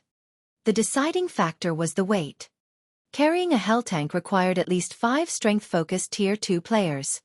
Nevertheless, Xueqi had actually stored the entire Hell tank all by himself. What Burning Abyss and the other 2 did not know was that epic-ranked spatial bags existed in God's domain. Take Xueqi's spatial bag for example. Not only could it store 12,000 slots worth of items, but it also had a built-in warehouse that allowed the storage of non-bag space items. In addition, items stored inside the spatial bag wouldn't add to the load of players. Hence, Xueqi was able to store the Hell tank without problems. After collecting the Hell tank, Xueqi had to inspect its attributes. As the Hell tank was a war weapon, its attribute panel could not be inspected while it was present in the outside world. At most, one would see only its name when inspecting it. Only after storing it in a bag space could one inspect it. Hell tank, intermediate tank equipped with a dark gold rank power source. Maximum capacity. 20 people increases movement speed by 210%. Possesses upper rank Tier 2 defensive capabilities. Durability 400 additional skill 1 dash. Magic shield. Constructs a Tier 3 magic barrier that can absorb up to a maximum of 3 million damage for 24 minutes. Each use costs 18 magic crystals. Cooldown: 10 minutes. Additional skill 2 dash. Hell Cannon. 1,700-yard range. Deals a devastating blow at the Tier 3 standard to a 35-yard radius. Each use costs 90 magic crystals. Cooldown: 14 seconds. Additional skill 3 dash. Flame Spears. Creates 14 flame spears. Each flame spear carries power at the peak of Tier 2 and has a 150-yard attack range. Cooldown: 7 seconds. It's improved by so much? Xueqi hid his astonishment as he looked at the attributes of the Hell Tank. The original Hell Tank was already top tier among intermediate tanks. However, upgrading its power source to Dark Gold rank had improved it significantly in every aspect. Not only did the higher mana output bring a 30% increase to its movement speed, but it also amplified the magic runes carved on the Hell Tank's armor, boosting the Hell Tank's defensive capabilities from Tier 2 to upper rank Tier 2. With this, even Tier 3 attacks would barely damage the Hell Tank. Aside from that, the upgraded power source had also strengthened the Hell Tank's firepower slightly and reduced its energy consumption somewhat. Overall, the Hell Tank's combat power had improved by at least 40%. Although it still wasn't comparable to an advanced tank, it also far superior to an ordinary intermediate tank. Guild Leader, now that we've completed the first Hell Tank, may we start production on the second one? Burning Abyss asked carefully as he looked at the silent Xueqi. He was already captivated with the Hell Tank at this point. The engineering techniques involved in the Hell Tank's production were superior to the production techniques for the ships he had made thus far. One could say that tanks were his current romance. Right now, all he wanted to do was mass-produce the Hell Tank and research the theories behind its production so that he could create his own tank in the future. However, the materials required to produce the Hell Tank were simply too staggering. Just the engineering materials needed were already extremely difficult to acquire, not to mention the forging materials. Without permission from the guild, the Hell Tank was not something he could produce as he wished. Of course. Currently, what you all need to do is produce the Hell Tank's engineering components from the materials on hand. If you run out, you can ask Melancholic for some more. I'll also try to have the forging components delivered to you as soon as possible, Xueqi replied, nodding. After seeing the Hell Tank's strength, he was even more certain of its necessity. Although Melancholic's Smile had collected barely enough materials for 3 or 4 Hell Tanks, which would be hardly sufficient to accomplish anything major, he had already mobilized the entire guild's power to collect the necessary main materials. It wouldn't be long before they acquired more Titan Oregon. Upon hearing Xueqi's command, the 3 master engineers grew even more excited. Without hesitation, they rushed back to their respective workstations and resumed producing the engineering components. As for Xueqi, he returned to his special forging room and crafted the forging components. He wanted to fabricate as many Hell Tanks as possible before the airport's completion. Like so, 2 days passed by in the blink of an eye. During this time, Zero Wings members were continuously raiding the dungeons Xueqi specified and collected a large amount of Titan Oregon, including the other rare materials Melancholic Smile sourced from other kingdoms and empires, which were integral to the Hell Tank's production. Xueqi and the others had managed to build 5 more Hell Tanks. Now, a total of 6 Hell Tanks were sitting inside the Candlelight Trading Firm's underground warehouse. Looking at the 6 Hell Tanks, Xueqi found them to be a spectacle to behold. Xueqi's forging proficiency had also increased rapidly during this period. Including the proficiency points the system awarded him before, he had over 70,000 forging proficiency points accumulated. He now needed just a little over 20,000 points to officially reach the intermediate master rank. As Xueqi was considering producing the components for the 7th Hell Tank, he suddenly received a system notification. System: the construction of Silverwing Town's airport is completed. Please check and ratify the construction work.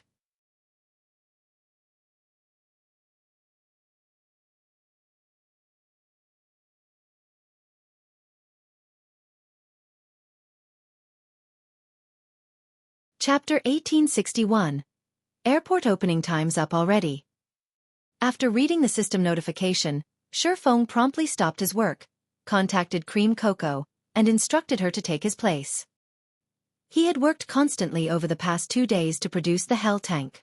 He had also used the Philosopher's Hand to help Cream Cocoa and Melancholic Smile forge the Hell Tank's components. After all, He was Zero Wing's guild leader. He didn't have a lot of spare time to commit to the Hell Tank. Now that the two women had become basic master forgers, the Philosopher's hand could help them perform as intermediate master forgers, as well. As the two women forged more components, their forging standards improved. Likewise, their production success rate increased. Although they weren't nearly as skilled as Xueqi when crafting the Hell Tank's upgraded power source, their success range was tolerable. With this, Melancholic Smile and Cream Cocoa could work on the Hell Tank's forged components as long as they had materials even if he wasn't around. When Hell Tanks were used on a battlefield, they weren't very effective unless an army had a certain number of them. However, once they had a sufficient force, players wouldn't be able to compare to their destructive power. Hence, production of the Hell Tanks must continue without pause. Moreover, once she used and familiarized herself with the Philosopher's hand, Melancholic Smile could use the alchemy treasure effectively to nurture Candlelight's advanced lifestyle players. With it, she could gauge which players would quickly reach master rank. This, in turn, would increase Candlelight's strength far more quickly. After passing his work off to Cream Cocoa, Xueqi used a guild transfer scroll to teleport to Silverwing Town. Or Empire, Silverwing Town. As Xueqi walked through the streets, he could see that the town's player population had significantly decreased. The previously crowded main street alone had lost over half of its players. A strange depression had descended on the town. It was nowhere near as lively as it had been. Sure enough, the Crimson Flame Fortress's allure to elite and expert players is quite strong. With a glance at the streets, Xueqi noticed that the majority of these players were ordinary players. Very few were elites or experts. The Crimson Flame Fortress definitely couldn't compete with Silverwing Town in terms of facilities, but it could teleport players to various locations near the Or capital city while evading the Or army's strict patrol. It was a fatal attraction for elite and expert players since this allowed them to reach the Azura Mode regional dungeon with far more ease. In contrast, although Silverwing Town was very close to the primordial divine ruin, a limited number of players were allowed to enter the ruin at any one time. Meanwhile, the various large guilds and superpowers monopolized the entry slots. Independent players had no chance of entering the ruin.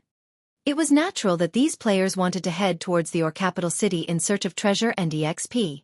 After all, every player wanted to grow stronger and get rich overnight.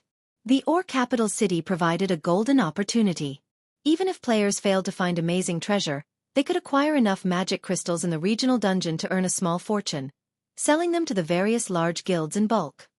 Although the various team dungeons had a chance of dropping magic crystals, they didn't drop many, and the drop rate was painfully low.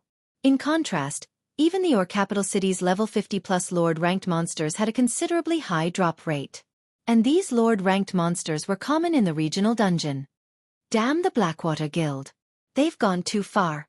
We're not even Zero Wing members.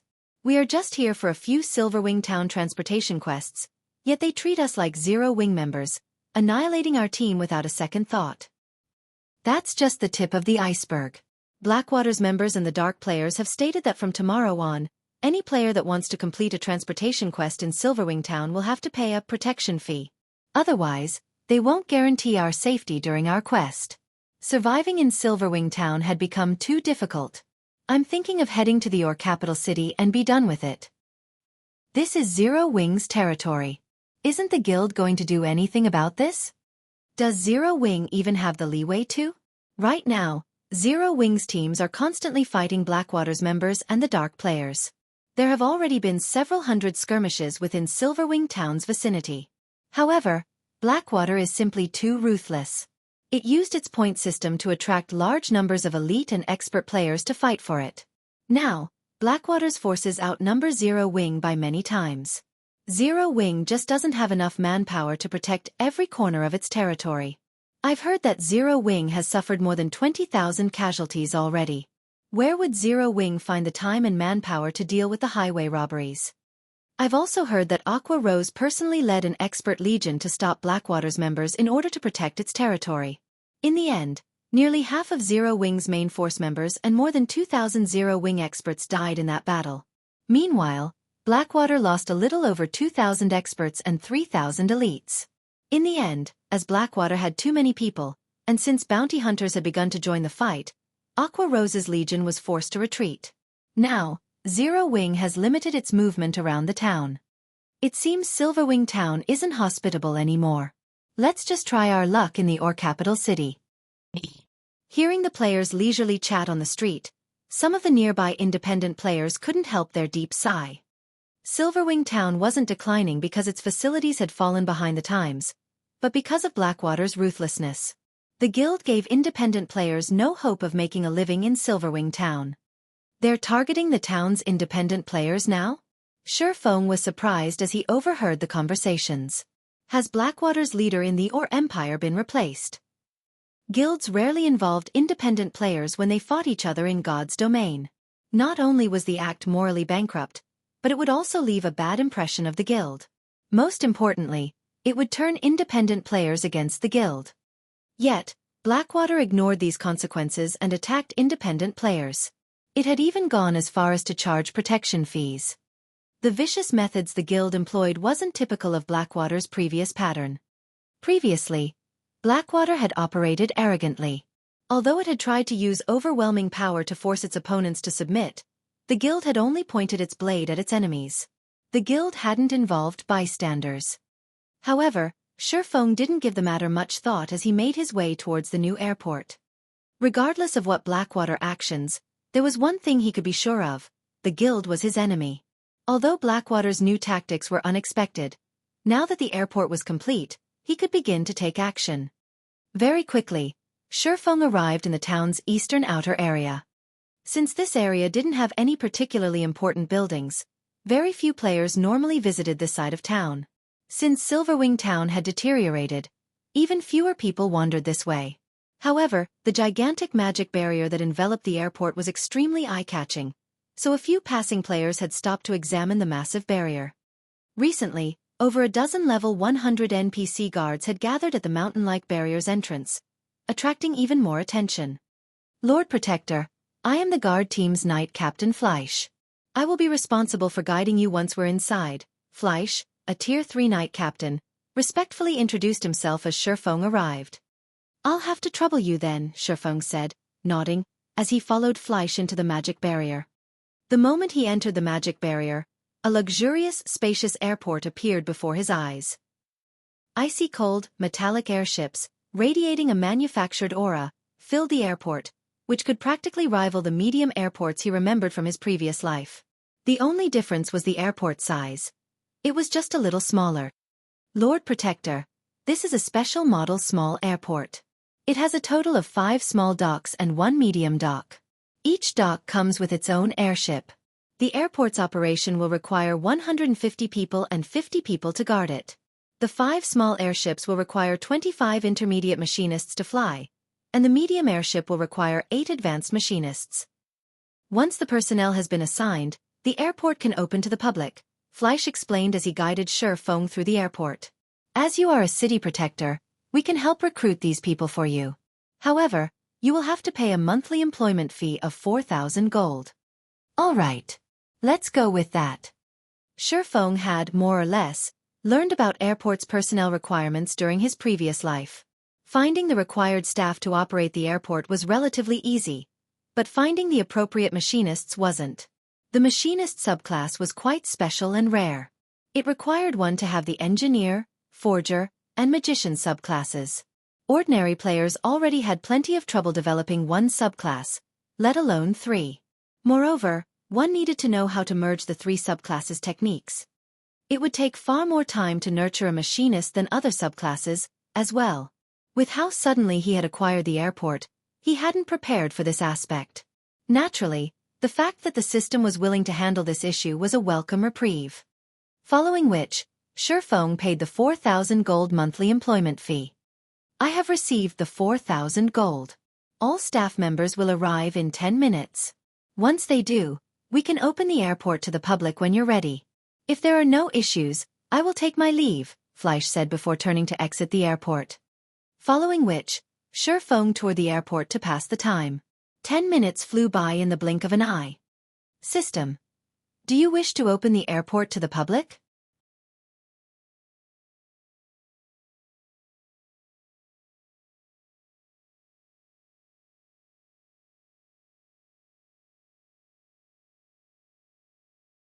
Chapter 1862. Situation changes. When the system alerted him of the notification, Xueqi, who stood on one of the flight platforms, noticed that NPCs had already begun their work in the airport. He then called up the airport system interface and chose to open the airport to the public. Immediately, the pitch-black barrier that enveloped the airport began to disintegrate. As it did, it revealed a colossal building, which was over 100 meters tall and as large as a stadium that could accommodate 50,000 people. 6 airships were suspended on their flight platforms, which were located on the airport's top floor. In the blink of an eye, the airport had become the most iconic building throughout Silverwing Town. Crap! Is that an airship? How is this possible? How does Silverwing Town have airships? I thought only NPCs could have them. What's going on? Zero Wing has constructed an airport in Silverwing Town? The airport's revelation shocked every player in Silverwing Town. It was difficult to ignore since the 6 airships were so eye-catching. The town's players would see these massive vessels by simply lifting their heads, especially the medium airship. It was nearly the same size as a large passenger plane in the real world. It looked like a flying battleship. As everyone discussed the airport, the sound of a system notification reached their ears. Or Empire Region System Announcement. Congratulations to Silverwing Town for being the first to construct an airport in the Or Empire, rewarding Silverwing Town 30,000 popularity and 1 city passage order. The system announcement repeated 3 times, confirming player suspicions. Are you kidding me? That's really an airport. Zero Wing actually built one. Now that Silverwing Town has an airport, doesn't that mean we won't have to run all the way to visit the town anymore? We just board an airship. That's exactly what it means. What other use would an airport have? I wonder which NPC city this airport is connected to? Silverwing Town's independent players couldn't help but cheer with joy. They might not know an airport's exact purpose, but they knew that it would make travel to Silverwing Town far easier and more convenient. Instead of running from their home countries to the Or Empire, they could simply board an airship to Silverwing Town. They were incredibly excited just thinking about it. Meanwhile, when they heard the system announcement, the players grinding in the Or Empire read it with glowing, excited expressions. They had long since learned to loathe running from place to place, especially when venturing into a dangerous neutral map like the Or Empire. Now, however, they could just hitch a ride on an airship. This new convenience would allow them to travel between the Or Empire and their home countries frequently, saving on repair fees, particularly because the repair fees in the Or Empire were unusually high. Meanwhile, a large number of Dark players fought Zero Wing's members on a gravel hill not far from Silverwing Town. However, due to the unexpected system announcement, the battling Dark players froze in shock. Big Sis Aqua, our guild leader, is simply too awesome. He actually got his hands on an airport as well. Operating in the Or Empire will be much easier now. With the airport, players that had avoided the Or Empire due to the troublesome travel can take an airship straight to Silverwing Town. As more players visit, these Dark players will have a harder time near Silverwing Town. Moreover, with so many independent players, it'll be impossible for Blackwater to continue suppressing Silverwing Town, Turtledove exclaimed as she watched the Dark players slide to a halt. Since so many Dark players had gone overboard, even Zero Wing's main force members, such as herself, had been forced to take action. Not only were there so many of these Dark players, but there were also a few extremely powerful experts among them. They moved stealthily, as well, making them incredibly challenging to defeat. This had given their team a huge headache. However, with Silverwing Town's new airport, their problems could be easily solved. It wouldn't be long before the news of the airport reached the neighboring countries. The Dark players' momentum continued to increase because normal players had such difficulty visiting the Or Empire. In contrast, since the Or Empire was allied with the Dark forces, Dark players could teleport to the Or capital city directly. However, now that Silverwing Town had an airport, normal players could travel into the Or Empire with relative ease. To Dark players, this was definitely not good news. This would turn the tables on them in the Or Empire. Not only would this allow normal players to earn glory points by killing Dark players in the Or Empire, but they could also acquire the Dark players' weapons and equipment, killing 2 birds with 1 stone. Once the airport gained popularity and independent players flooded into the Empire, Dark players would have an even worse time in the Or Empire than they did in human kingdoms and empires. Indeed. But we can't let down our guard. Blackwater and Beast Emperor are our main enemies. Based on the latest reports, Blackwater has dispatched its capable vice guild leader, Xueqi, to lead the fight in the Empire. Xueqi's actions thus far have been minor tricks to wear us down. If Xueqi takes this seriously, we'll definitely be in trouble. Aqua Rose nodded in agreement with Turtledove's estimation when she saw the Dark players' panicked expressions, but she also offered her teammates a warning. Neither Blackwater nor Beast Emperor had taken any direct action yet. The two forces had been relying on others to do their dirty work, yet they'd forced Zero Wing into such a precarious position. Big Sis Aqua, the guild leader, has asked us to return. He says that he has something he wants to discuss with us, Flying Shadow said. I understand. Let's retreat then, Aqua Rose said. With a last glance at the scattering Dark players, she gave up the idea of chasing them down and led her team back to Silverwing Town. Now that the airport had been constructed, the Dark players' days were numbered. Even if Zero Wing didn't try to exterminate these pests, these Dark players wouldn't dare linger near Silverwing Town. Silverwing Town, Zero Wing's residence.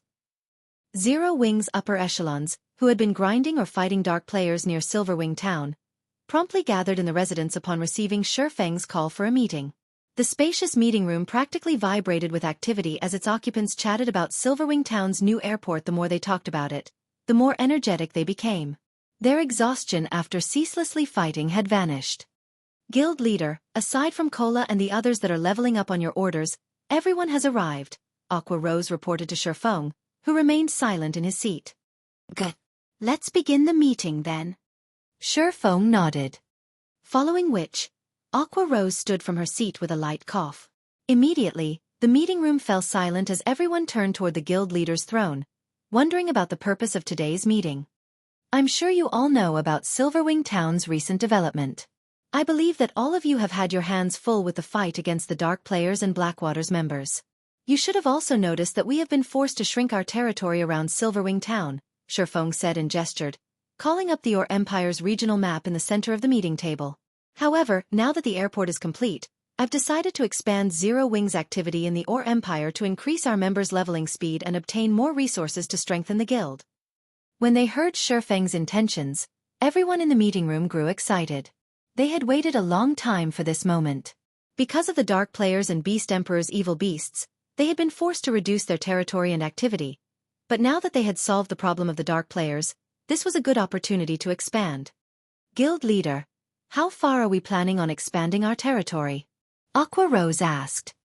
We're going to take the Or Empire's entire southeastern region, Xueqi announced, gesturing at the southeast section of the map before him.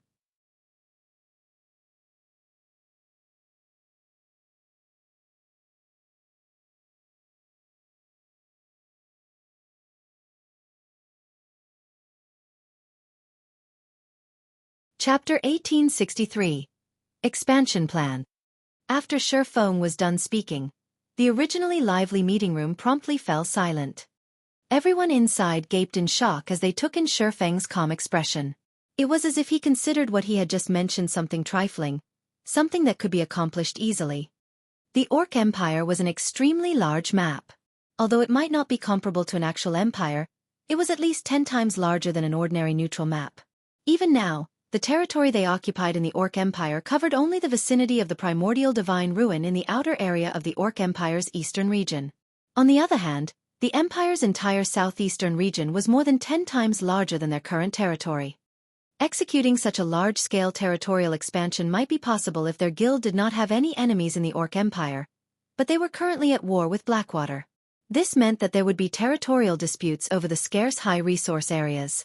In order to ensure that guild members would be able to develop themselves normally in these areas, they would have to increase the manpower allocation to these areas in order to ensure their advantage. However, their forces were already stretched thin, just defending their current territory. Spreading their forces further would allow Blackwater and Beast Emperor to deal them a severe blow. Nowadays, not only did Blackwater's members in the Orc Empire greatly outnumbered Zero Wings, but due to Blackwater's bounty system, there were also a large number of experts hunting Zero Wings members. Now, the only reason why they could afford an expansion was the solution of the Dark player problem. Doing so guaranteed that guild members could grind efficiently and acquire all sorts of resources. However, Attempting to expand their territory in the Orc Empire to more than 10 times its current size would simply be counterproductive. After all, Zero Wing did not have the strength or manpower to defend such a large area. Without sufficient manpower for surveillance and patrol squads, the guild's teams would very easily be surrounded and annihilated by Blackwater's and Beast Emperor's armies. In God's domain, guild teams caused quite a commotion when grinding or conducting large-scale quests, especially when operating in high-resource areas. Their movements were easily detectable. Hence, whenever guild teams were conducting an operation, they needed people constantly patrolling and monitoring the surroundings to prevent getting ambushed and surrounded by enemies. Moreover, even if they dealt with the manpower problem by moving more members from Star Moon Kingdom to the Orc Empire, the players tasked with surveillance and patrols needed to have sufficient strength. Otherwise, they would end up getting killed by some random party from the enemy. It might be fine if these players were killed once or twice, but if the frequency grew too high, these players would end up crippled. Not to mention, the players tasked with surveillance and patrol had to be capable of executing proper defenses and buying time. After all, compared to a large team of players, a small group of players would have an easier time escaping. Hence, players tasked with surveillance and patrol needed to be able to buy time for the larger team to retreat. Without sufficient strength, players simply wouldn't be up to such a task. Guild leader, although we can acquire more high-resource areas by expanding our territory and increase the guild's development speed, with our current strength, we simply can't afford to defend such a large area. This expansion will just end up backfiring on us and give Blackwater the opportunity to weaken our expert and elite players. Aqua Rose then added, "My suggestion is to occupy 2 or 3 high-resource areas first. If it's just that much, we'll have enough manpower and strength to defend these areas. Once we stabilize our strength, we can then proceed with occupying more high-resource areas." The crowd inside the room expressed their agreement after hearing Aqua Rose's suggestions. While expanding Zero Wing's territory by more than 10 times would indeed increase the guild members' leveling speed significantly and rake in a lot of wealth, that was dependent on them being able to defend their territory. If their members were to get killed repeatedly by Blackwater's and Beast Emperor's forces, then the expansion would just do more harm than good to their guild. While it is indeed good to take things step by step, we simply do not have the time for that right now, Xueqi said, shaking his head. If we go by the current number of members we have in Silverwing Town, your suggestion is indeed excellent. However, I plan to transfer at least 150,000 members from Star Moon Kingdom once we're done with the expansion. If we occupy just 3 high-resource areas, there simply wouldn't be enough resources to go around. 150,000? Aqua Rose could not help but be shocked by Xueqi's words. Why are we suddenly transferring so many people over? Thus far, Zero Wing had only 120,000 members operating in Silverwing Town. Moreover, this number was a result of Silverwing Town recently becoming an intermediate town. If the number of guild members operating in Silverwing Town more than doubled, the current leveling resources available around Silverwing Town wouldn't be enough to allow them all to develop rapidly. Moreover, due to the appearance of the airport, the leveling resources available within the vicinity of Silverwing Town would soon face further pressure from the influx of independent players. Everyone else in the meeting room also gasped at Xueqi's statement. They simply could not understand what was going through Xueqi's mind. Their guild leader's plan was ludicrous. While increasing the number of guild members operating in the Orc Empire would bolster Silverwing Town's strength, at the end of the day, God's Domain was still a virtual reality game. In every virtual reality game, leveling resources were finite. Each leveling area had only so much resources available. Too many players sharing them would impact the leveling speed of these players. Although transferring so many guild members over would increase Zero Wing's momentum in the Orc Empire within a short period. As more time passed, Zero Wing's members would fall behind Blackwater's members in terms of both levels and equipment. This was also the reason why the various superpowers did not concentrate all their members in a single location, despite having a huge advantage in strength and numbers. Even if a superpower were trying to target a power in a particular area, it would only dispatch a small number of expert and elite members. This way, not only would it increase the guild's overall strength in the area, but it also wouldn't affect the other guild members operating in the affected area. In the case of Blackwater, the reason why it could dispatch so many players into the Orc Empire without affecting its guild members' development was the Crimson Flame Fortress and the guild's cooperation with Beast Emperor. With these two factors, Blackwater was free to monopolize all kinds of resources in the Orc Empire. The current super guilds and super first-rate guilds definitely wouldn't be able to match Blackwater's feat. I believe you all know about the secret stone fortress that recently appeared in the Orc Empire, Xueqi said. It's the only NPC fortress in the Orc Empire operated by the human race. The fortress comes equipped with all kinds of facilities. At the same time, it is extremely close to the Orc Empire's inner area. One could say that it is a rest stop for players trying to move from the Orc Empire's outer area to the inner area. Moreover, it is also close to the inner area's Copper Mountain Fortress, which is extremely rich in resources. If we utilize the Secret Stone Fortress's teleportation ability, we could teleport to the vicinity of the Copper Mountain Fortress. Due to this reason, many guilds have set their sights on the Secret Stone Fortress already. They are thinking of ways to raise their status in the fortress so that they can garrison it and use it as a foundation to capture the Copper Mountain Fortress.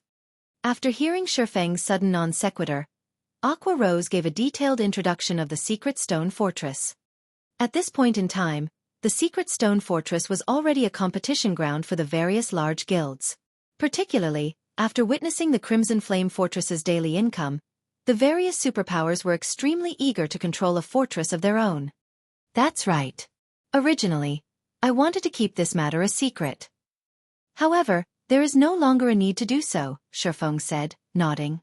He then swept a glance at everyone present and added, through completing a quest, I have already acquired the rights to garrison the Secret Stone Fortress. I believe you all should understand what this entails.